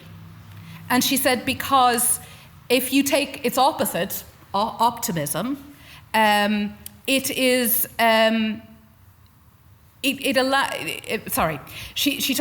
talks about how despair is a luxury because she says people who despair, who are cynical, who are pessimistic, the one thing they have in common is that they appear to have some confidence about what is going to happen. That we're all doomed, that the world is going to blow up or whatever. And she says this false certainty basically kind of excuses you. It says you don't really kind of have to act. And she says, but if you want to take its opposite, optimism and hope, in order to kind of nourish that idea, is that we have to take a long view. We have to see how the campaigns that we build are not just moments, they are processes.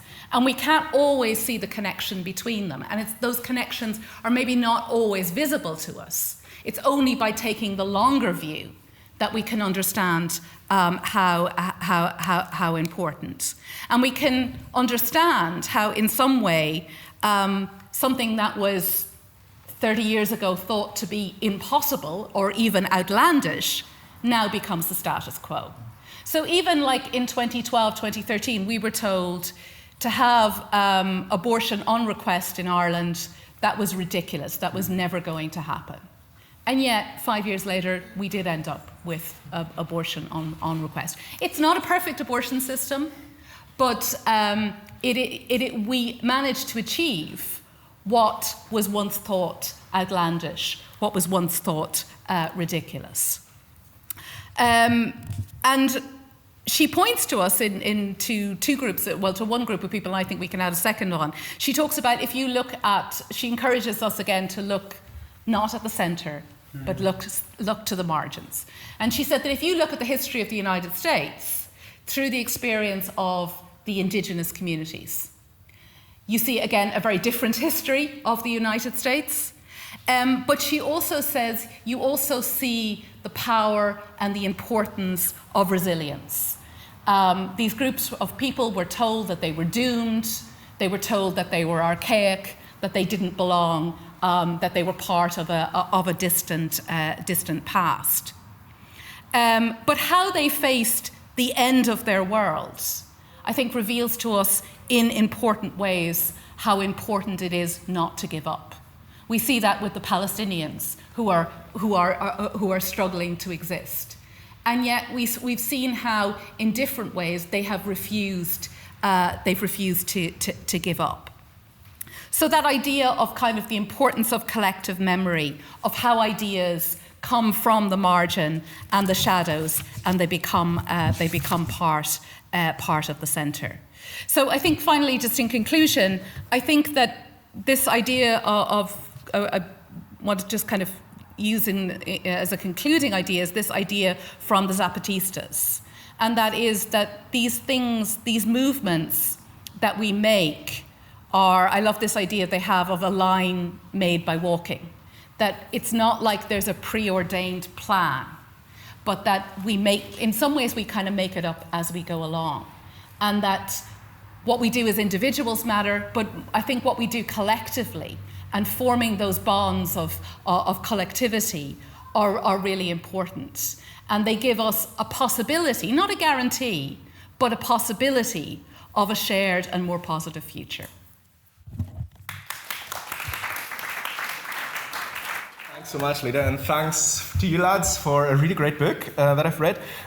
Just for my own background a little bit, my name's Nguyen. I'm originally from Germany, and I sort of cut my teeth in anti-far right organizing. So for those who don't know, yes, the German far right, we're back and thriving. And I went to like quite a lot of Antifa sort of things, blockading demos and stuff like that, doing direct action on that sort of thing. And after a while, I was getting like frustrated, and me and a friend, we founded an organization that was basically, do you know the debate, should you talk to a fascist, should you discuss to a fascist and stuff? We're like, right, let's try it out. Let's gather loads of people, scale it up. We go to a really far-right constituency. We hold loads and loads of door-to-door conversations, deep canvassing, loads of like discussions. Like we trained everyone in dialogue techniques, went door-to-door, and had like hundreds of activists talk to like thousands of people during a German general election to like basically sort of like try to swap the constituency from far right to maybe not far right, and like generate like lots of knowledge and evidence on like how it is like to talk to the far right. We won like EU grants, we won like loads of democracy awards. The German president invited me and got me like a handshake and stuff. And most importantly, it really didn't work. So like it was incredibly depressing. It really didn't work. Like it was like super traumatizing for lots of us. There was just like, maybe it can be done better or something, but it was like a really, really big failure. And the group still exists. They're still going, trying different things and stuff, but like, I decided to move to Scotland. So I don't know. And in Scotland, I've basically become a climate activist. Been part of Extinction Rebellion. This is me in the Scottish Parliament where we occupied it. We went down to London. This is me holding a big Decolonise XR banner in the streets of London. I've also helped co-found Climate Camp Scotland, which does like mass direct action against the fossil fuel industry. This is us storming the Aberdeen oil harbour port. And after that, I got a job for 2 years to organise as a climate organiser during COP26, which is the UN climate conference in Glasgow. I organised the big demo that you can see there. I organised the counter conference. I organised like quite a lot of that sort of stuff. And it's all very not successful. So it's all like, I'm really like the opposite of Sinead, really. I remember watching the Irish referendum, I was like, fuck, I would wish to get a win like that. I don't even know how a win like that would look like in terms of climate change. It's, like Extinction Rebellion has dissolved. The COP26 experience was particularly jarring for me. And Climate Camp Scotland, we've literally just last week decided that we're gonna take a year out, decided what we're doing is not really working. We need to really like rethink what we're actually doing in the struggle, and we don't really know what's happening. So that's how I approached your book. I was like, as an unsuccessful activist that doesn't really know what to do and who should do what, I generally like sort of, I'm a bit puzzled, and I think quite a lot of activists on the political left feel like that right now. And that's how I sort of like read your book. Not, I have a side hustle in philosophy, but I have philosophical things to say about your stuff, but like mainly I read it as a sort of like failed activist to like figure out what I ought to do. And I have a couple of things to say about the optimism stuff that you've said. Like, my experience in movement struggles made me a pessimist. So I have some stuff about the structuralism, which I might skip because it's not very interesting. But, and some thoughts on like the sort of like social norms influencing the communication sort of stuff that you very emphasize. And but first, the central claim of the book that I took away from as an activist reading the book is that I should foster, develop structure-facing skills, right? And there's quite a lot of, like a cool quote, like structure-facing skills push your face to the fire and sharpen our abilities to pay attention to social structures. And I really, really agree with that. So like they have a whole list of like things that fall under social structure. So I'm a bit unwell, so like that's why I'm wearing a mask, individual influence and stuff, right? So like it's like it involves entertaining structural counterfactuals, resisting status quo bias, like recognizing like system justifications and rejecting them as well. But one of the most important things was like you ought to be, you should be like, it is about being engaged and not feeling engaged, and the ability to see where you stand within a social structure and recognize what sort of lever you have within a given situation, and then move towards shifting attitudes from like individual action towards like events and patterns that you recognize. And yeah, so I think it's really good. It's not what got me started in activism.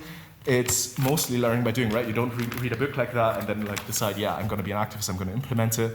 But I noticed that lots of activists actually do lack these skills. Like lots of activists are either like just sort of focus on like a sort of structuralist sort of standpoint, like, oh, it's all like structural and we need a revolution, otherwise it doesn't really work. Or it's like sort of like liberal activisty things that is just like really focused. So I do really agree with your points on either or thinking, and I think any sort of person who wants to take part in a dynamic social movement needs to recognize that and like maybe read your book. But yeah, I think, but I have a couple of critical comments for you guys, which are mainly, the first one is about the pessimism. So like you talk about it like shortly on page 136 and 139, where it's like, what about those who don't believe that the group can win? Like, which is sort of like, lots of activism sort of like on the face of it like irrational, right? Like because like the goals that you try to reach are like quite unachievable, like in lots of struggles throughout history, and pessimism as a result often seems reasonable and clear-eyed. When it comes to systemic change, odds of success are long. Whether it's turning back the climate crisis or ending racial segregation, change is slow and piecemeal. If the motivation to work for change depends on the belief that one's group will win, but winning seems desperately unlikely, what then? Does the will to fight require delusion? My answer to that is sort of yes, but I think that's not what you would probably want to hear. But yeah, so like it's what you write, which is like activists, high-risk activists, are less sanguine about the prospects for achieving their highest aspirations. They remain optimistic about other things, sowing the seeds of future change, for example, broadening national and international support, showing solidarity and love for fellow activists, above all building the group together. I think this sounds quite convincing, and I think there's some backup for that. So like I've looked at some social movement studies for my own research, and that's indeed what activists say in interviews. Like after like climate conferences, for example, they say, yeah, we didn't really get anything done, but it was nice to meet other people and strengthen the support. So I think there's this, well, firstly, this resembles like philosophical optimism quite well. So like in the history of optimism, it's not just like things are going to be grand, but it's a more hard-headed philosophical tradition that has two elements. One is like there's some sort of future orientation, there's some sort of narrative, some sort of progress story, the sort of like arc of history thing from Martin Luther King that bends towards justice, and there's a sort of value-oriented element to it, which is more about like the struggle's worth it, like despite the setbacks, the sort of failures we have, the struggle is still worth it. And it's understandable that people crave optimism, but I want to raise a couple of things about it. And firstly is that it probably does not capture honest motivation of activists. I speak from personal experience. The stuff that people say to like research after struggles is mainly cope. So I have been interviewed after COP26, for example, and they don't really want to like, you know, so you say stuff like that. So there's some limits to that, and most of the time, activists do aim for the moonshots, and that's what motivates you. So like, you do want to like stop fossil fuels, you do want to stop the rise of the far right, you do want to do these things. You're sort of deluding yourself into making a vastly unlikely but big difference. And that's sort of like, maybe not all activists, but lots of activists try to do that, right? Like if I become a climate activist, I don't try to like build networks of solidarity or something. I try to stop emissions, stop the fossil fuel industry, stop fossil capitalism, that sort of thing, right? And it's desperately unlikely, but that's still my motivation. And this sort of like side effect thing, the sort of like long-term seeding for the future thing, also has drawbacks, because it's sort of in itself a form of delusion, I think. Like lots of the time you engage in a form of like success washing, like you just experience a major setback, but then you just still like sort of rebrand it basically as a, yeah, it's actually a success really. Like it's very common in the climate movement, for example, the Stop Cambo campaign in the UK that's trying to stop like oil and gas fields. They declare any sort of setback as a form of victory because they've voiced truths or something like that.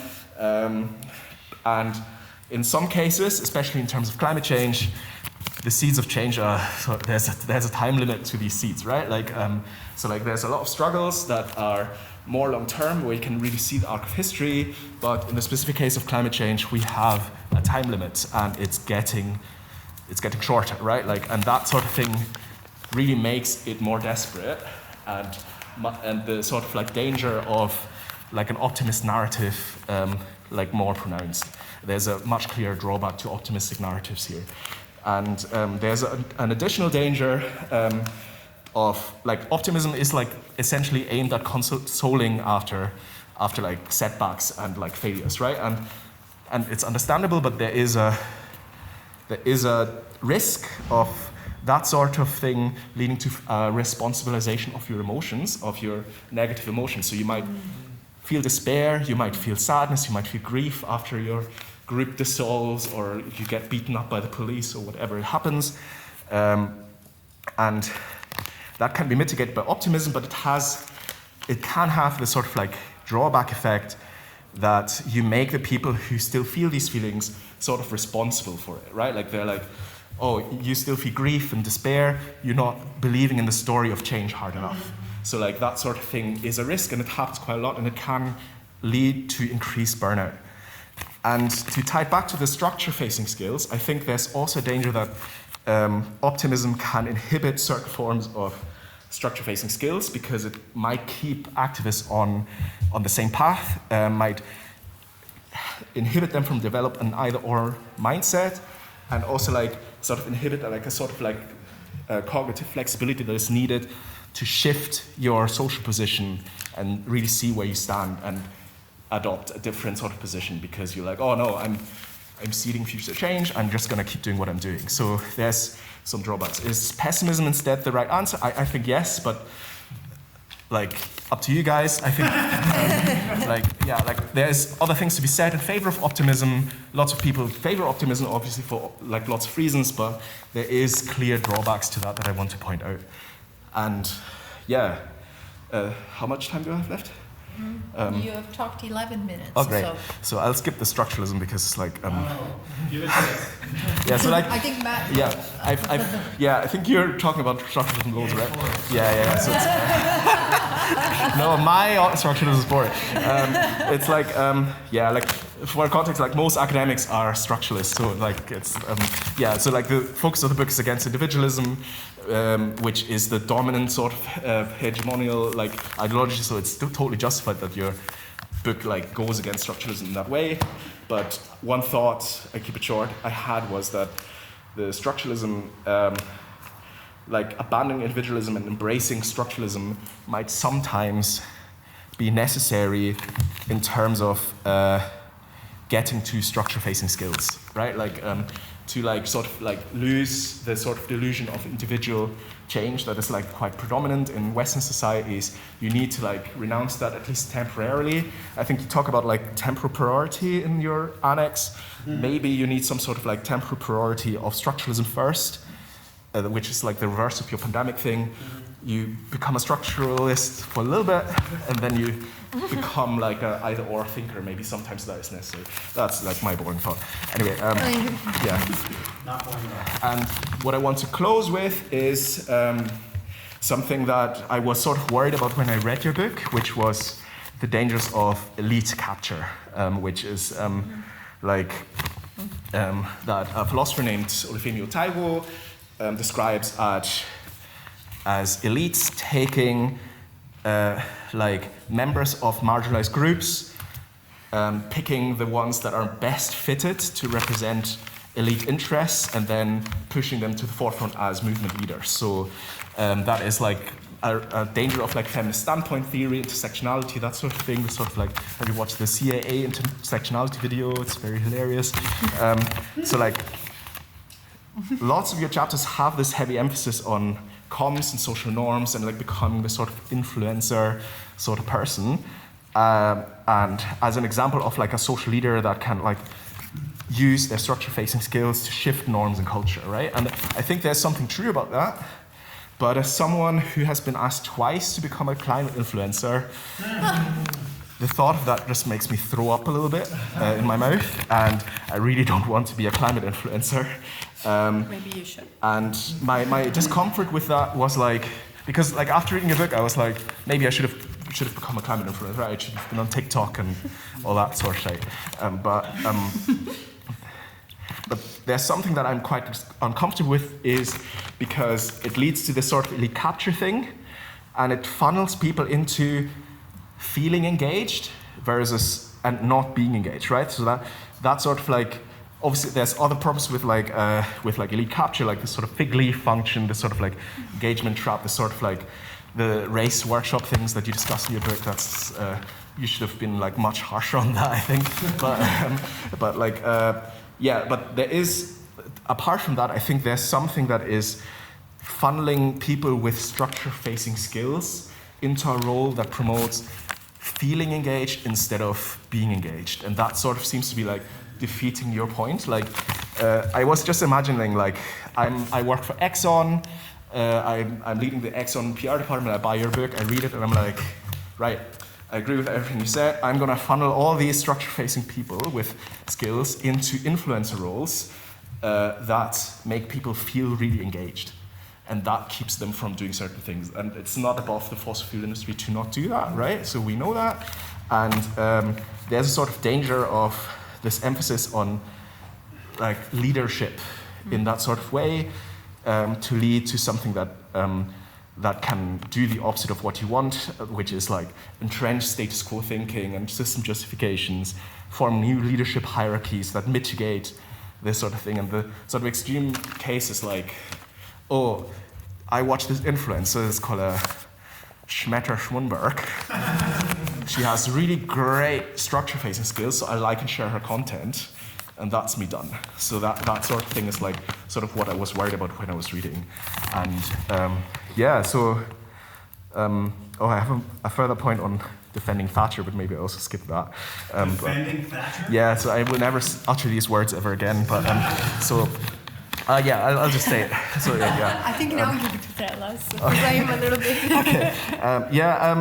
I think in your appendix and your book, it's often like you have to like rethink this sort of like individualism that Thatcher like pushes, right? Like you have to like rethink towards a more communitarianism and like act with the state and see how the state. But I was just like struck that in lots of cases the state is part of the problem, or the state can't really fix the problems, or in some recent cases, the state is just the enemy. So like in terms of like climate change, the state is like part of the problem that keeps fossil capitalism happening, right? Like it's like the legal structures, the sort of politics that is decided, you often act as much against the state as you act against fossil fuel companies, and that sort of thing is bad. But like we've all seen like pictures of Minneapolis in recent years, in recent weeks. That's where the state just becomes the straight enemy. So in a way, in lots of cases, Thatcher sort of has a point that the state is the problem. I will never say this ever again. But what she does wrong is... Yeah. Somebody might be recording. Shit, it's recorded. Anyway, so my point is not like that we should all be like everyone out for themselves.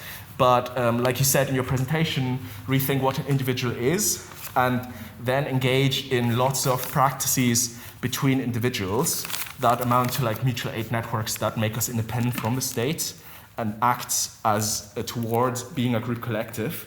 And it's sort of like a moral communitarianism, but more like a moral communitarianism from below. That's sort of that might be a better response. And it's also, I think, a better like way to like foster structure-facing skills, because it's much easier to see where you stand and move to other standpoints and face a structure together when you're a group rather than acting within or with the state, because that brings its own shit with it. So anyway, that was it. I really enjoyed the book.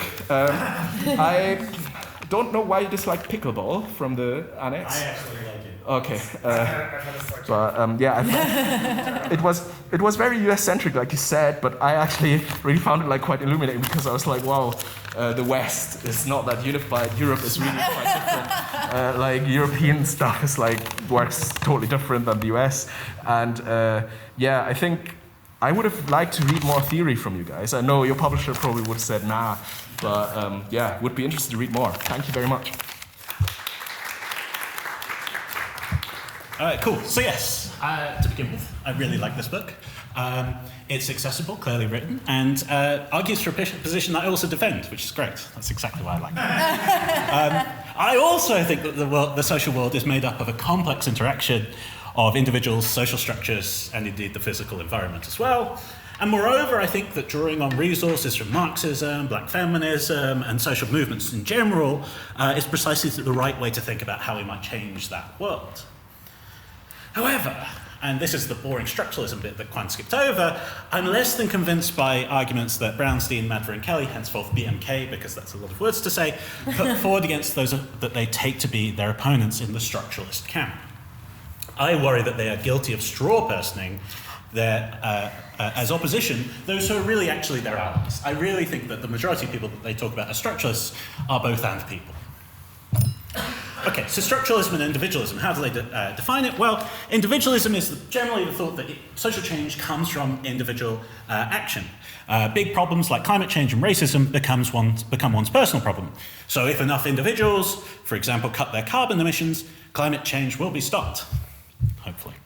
Whereas structuralism would say, look, social change comes from collective action to change social structures. Big problems like climate change and racism are not solvable by individuals, but by group action to change the background conditions against which action takes place. If we can come together to, for example, overthrow feudalism, the rule of kings and barons might be ended. I have an inside baseball question for BMK. How do you see this distinction as mapping onto traditional debates in social ontology between methodological and ontic individualism and holism? Anyway. So, who defends structuralism, who defends individualism? Well, structuralists are people like Matto Mildenberger, Jamal Bowie, Ibram X. Kendi, and Keith Payne and his collaborators.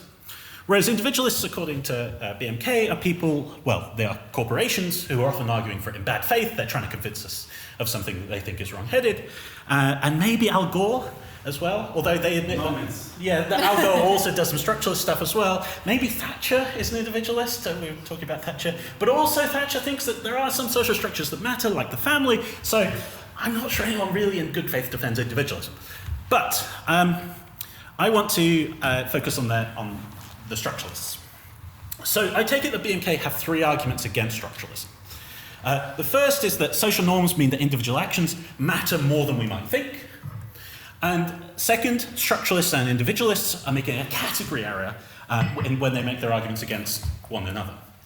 And the third is that direct structural change is implausible. We'll go through each of these in a bit more detail. Okay, so what's the argument from social norms? Individual action considered in isolation does little, of course. You know, me doing a little bit of recycling doesn't change much. But individual action can institute social norms that can drive the behaviours of others and indeed our future selves. Such collective changes in behaviour can amount to large-scale social change. Okay, so I start doing some recycling and you over there and Matthew's doing the recycling. I ought to do recycling too, because Matthew is a moral paragon and I ought to follow whatever Matthew's up to, right? Well, one thing that this argument shows is that, at least in principle, social change can come about from changes in personal lifestyle and other kind of individualist actions. So any structuralist position that denies the possibility of individual action playing a role in large-scale structural change is undermined, right? Precisely because, enough individuals do little bits. There's an old Zizek joke which goes, enough people, do a little bit here and there, and the powerful look down and their balls are gone. However, this argument does not establish that the best way to make social change is through changing individual attitudes and actions. As BMK notes, attempts at positive norm institution can also have kind of negative results, or at least they're inconsistent. You might look at me recycling and go, God, what a condescending prick. They're recycling, they're pretending like they're a moral paragon. I'm going to double my waste output off the back of this. And I think there's some really cool insights from social psychology about instituting norms for ourselves that can backfire in the future. And I think, I did a little bit of recycling yesterday. Today I'm allowed to, drive around in my 4x4 or whatever the bad action happens to be. So this argument, I think, won't worry any structuralist that claims that individual action can do some work to change large-scale social structures, but it may not be the best way to do so. Okay, what about their second argument? BMK's argument from category area is something as follows. BMK imagine listening to two groups of friends, one of whom says, hey, change begins from within. Focus on your own choices and what you can control. Thoughtful, committed individuals can change the world, right? This is the individualist friend who says, do your recycling. The other person is a structuralist, and the other friend says, hey, ride that bike all you want, but don't mistake it for activism. What you do on your bike is just a drop in the bucket. City planning is a structural problem, and structural problems require structural solutions. Don't focus on yourself, change the system, right? So we've got a structuralist friend who says, look, the important stuff here is going out and doing structural stuff. BMK read these friends as making a category error. They write, it is also an instance of what philosophers call a category mistake, which is just a fancy way of saying your friends are comparing apples to oranges. If you, an isolated person, decide to ride your bike every day, chances are that this will have a small impact on the course of human history. If a city government decides to reduce street parking in favour of bike lanes, this will likely have a bigger impact. But these are comparisons between a small thing an individual can do and a bigger thing that a city government can do, right? You're comparing two different types of action, two kind of different categories of thing that one can do. So, according to BMK, the structuralist is just mistaken. They take themselves to be given an argument against individualist action, when in fact they're just recommending a different type of action that one could take. However, I just think that BMK are misreading their own imagined friends here. The structuralist isn't making a category error. Normally when someone says, look, ride your bike if you want to, but don't mistake it for activism, they're actually, instead of making simply a descriptive claim, they're making a pair of normative and descriptive claims. Firstly, they're saying large-scale change is more important than local change or individual action. And moreover, individual action is less effective at bringing about large-scale social change than action taken in concert with others aimed at bringing about structural change. Okay? So they're making both a descriptive claim, hey, look, as a matter of fact, individual action is less kind of effective at bringing about large-scale social change, and moreover, they're making a normative claim, the big stuff matters more than the little stuff. So they're not making a category error, they're making this kind of normative claim about what matters. Moreover, even their BMK's imagined friends do recognise that individual action makes some difference, albeit a small one. A drop in the bucket is still a drop. The water level does rise, even if it's a very small amount, right? Side note, I have worries about your definition of a category error. BMK's definition of a category error is deeply misleading, I think, to lay readers who are encountering this notion for the first time. Most approaches to category mistakes, notably the syntactic and semantic approaches, simply won't count BMK's examples, and indeed comparing apples to oranges, as a category error, properly speaking. I think potentially you can make the case for pragmatic or presupposition failure accounts. However, we are a long way away from traditional paradigmatic cases of category errors, like the Belle Epoque is in bed, or the number 2 is green. Okay, that's more inside baseball. Okay, so what about their third argument, the implausibility of direct structural change? BMK Wright of Kennedy and others claims that the most important thing to bring about large-scale social improvement is structural and policy change. They write, there's something right about this, especially the insistence that we keep our sights on structural change, but there's also something troublingly incomplete about it. What could it possibly mean to change racist policies directly, without persuading anyone to do anything differently? There seems something right about this, right? This thought that, the structures won't just change on their own. Individuals have to do stuff in order for the structures to change, right?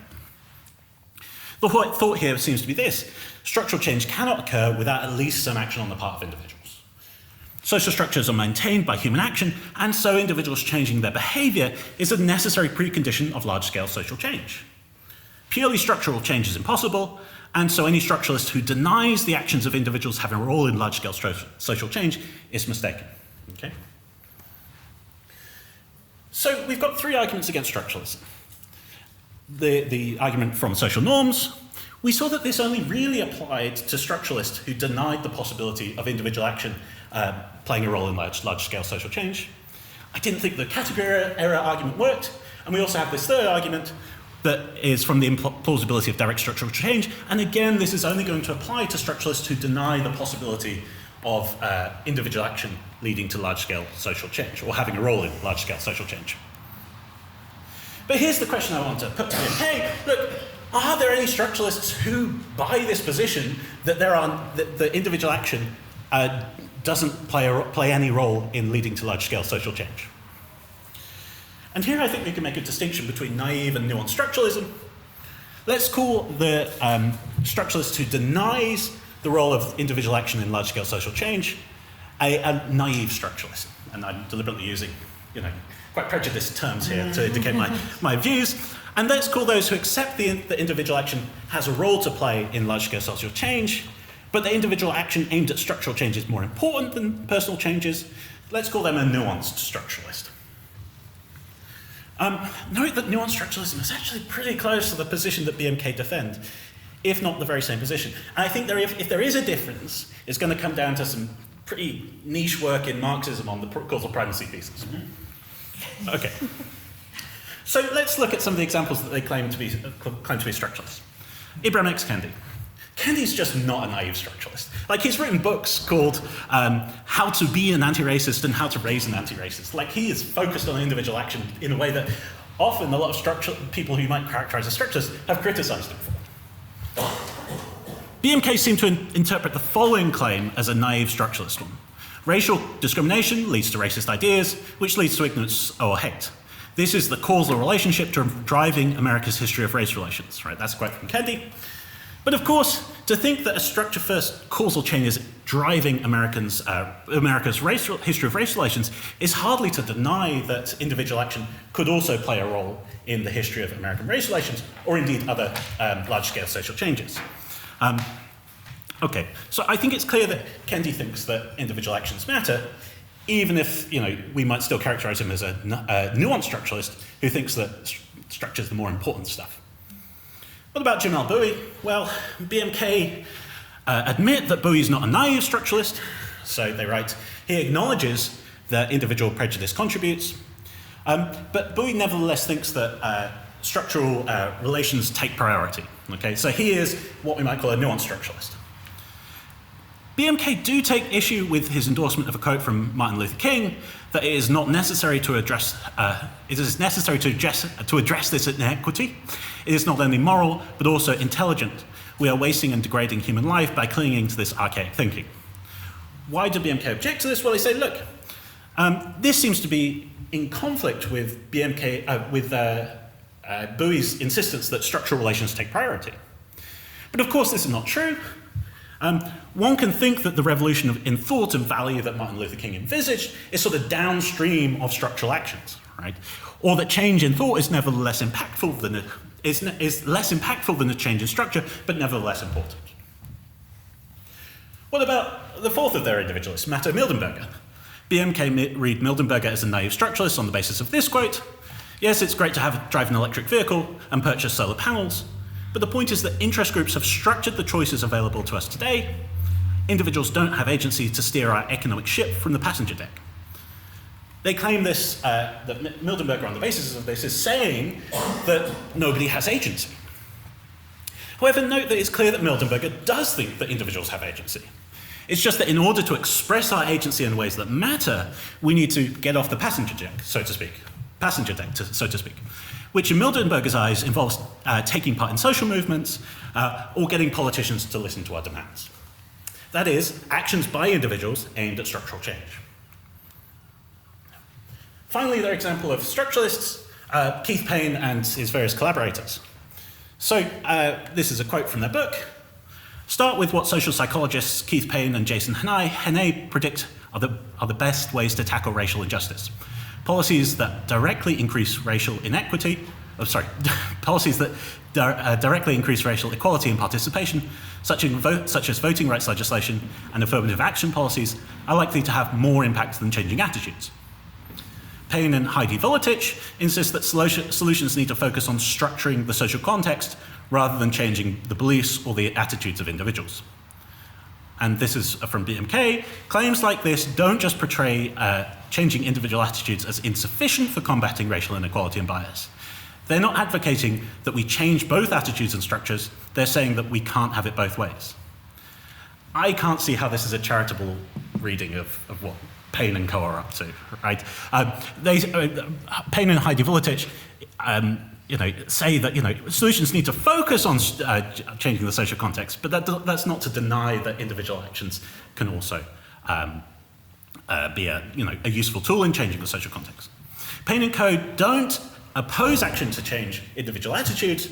They just think that it's less likely to bring about large-scale social change than the kind of structural recommendations that they make. You can do both, but you should focus on structural change. Another way that this reading fails is, I think it fails to mention that Payne and company are, in those papers, only really interested in work on implicit bias. They are mostly concerned with arguing just against the efficacy of interventions to directly change implicit attitudes in individuals. That is, it falsely presents Payne and company in these papers as skeptical of the efficacy of changes in individual attitudes and action to bring about social change at all, when really they're just focused on implicit attitudes. Really, Payne and company are mostly just interested in the most effective ways of reducing the harms of implicit bias, which, whilst important, don't encompass the whole of social change. So if the examples that BMK bring up aren't naive structuralists, who is? Who, if anyone, is the target of BMK's criticism? The orthodox Marxist? I mean, so most Marxists today are a bit like Sinead, who, they admit that, individual action does matter. And even if you go to the likes of, Trotsky and Lenin, they're talking about the importance of the actions of, people in the party, and, if you can go to the Communist Manifesto, there are moments when Marx and Engels will say things like, the economic structures are all that matters. Okay, but why are you writing a manifesto to try and persuade people to join the communist movement? Okay. But there is a kind of an old tradition, especially associated with Stalinism, of orthodox Marxism, and to a certain extent G.A. Cohen in philosophy, who would say something like this: purely structural change is possible, and it's an impersonal set of economic forces that drive changes in society through history, right? The reason that feudalism ended was due to forces inherent in the system, and that gave rise to capitalism, something like that. Booms and busts, crises, and maybe the end of capitalism are to be generated by purely structural issues of the current economic order, right? You have enough booms and busts, and eventually communism. Individuals don't matter in a certain sense if they continue to fulfill their roles within the system, according to this orthodox Marxist, but they're only really fulfilling their roles in the system, and on their own the contradictions will intensify and capitalism will end. Nevertheless, even the most orthodox Marxist thinks that individual action matters insofar as individuals are acting to fulfill their various roles within the system. The capitalist needs to do capitalisty stuff. And insofar as there is some party or group made up of individuals that acts to seize the means of production as capitalism's crises intensify, there's got to be some individual making up this party to seize the means of production. So even this vulgar form of Marxism is not a naive structuralism in the sense targeted by BMK's arguments. Even the most vulgar of Marxists is going to say, look, there's a certain sense in which individual action matters to large-scale social change. One possibility, I think the only person I could find, there's this guy called Nick Land. He's a far-right philosopher from, God forbid, England. And Land is a right-wing accelerationist, very interesting figure for a variety of reasons. He's got this weird view, though. So Land is a right-wing accelerationist, as I say, He thinks that capitalism is an autonomous machine headed on an inevitable course for techno-singularity. The contradictions of capitalism are going to intensify and just become more and more intense until AI takes over, or something along those lines. Like many contemporary continental philosophers, Land is anti-anthropocentric, but characteristically for Land, he takes it to a real extreme. Large-scale social change is the province of the structure of capitalism itself, according to Land, and there's nothing we can do about it. So BMK's arguments presumably would be targeting Land, but it's unclear to me that BMK's arguments would have any traction at all on the one person. It seems to me that they would be targeted at. Land would presumably reject out of hand the idea that purely structural change is implausible. That's kind of one of his central contentions. That's, he's beginning his position from that. And so I think if you do want to have an argument with Nick Land, you can, but I wouldn't advise it. Okay, so to finish up, I really, really like this book.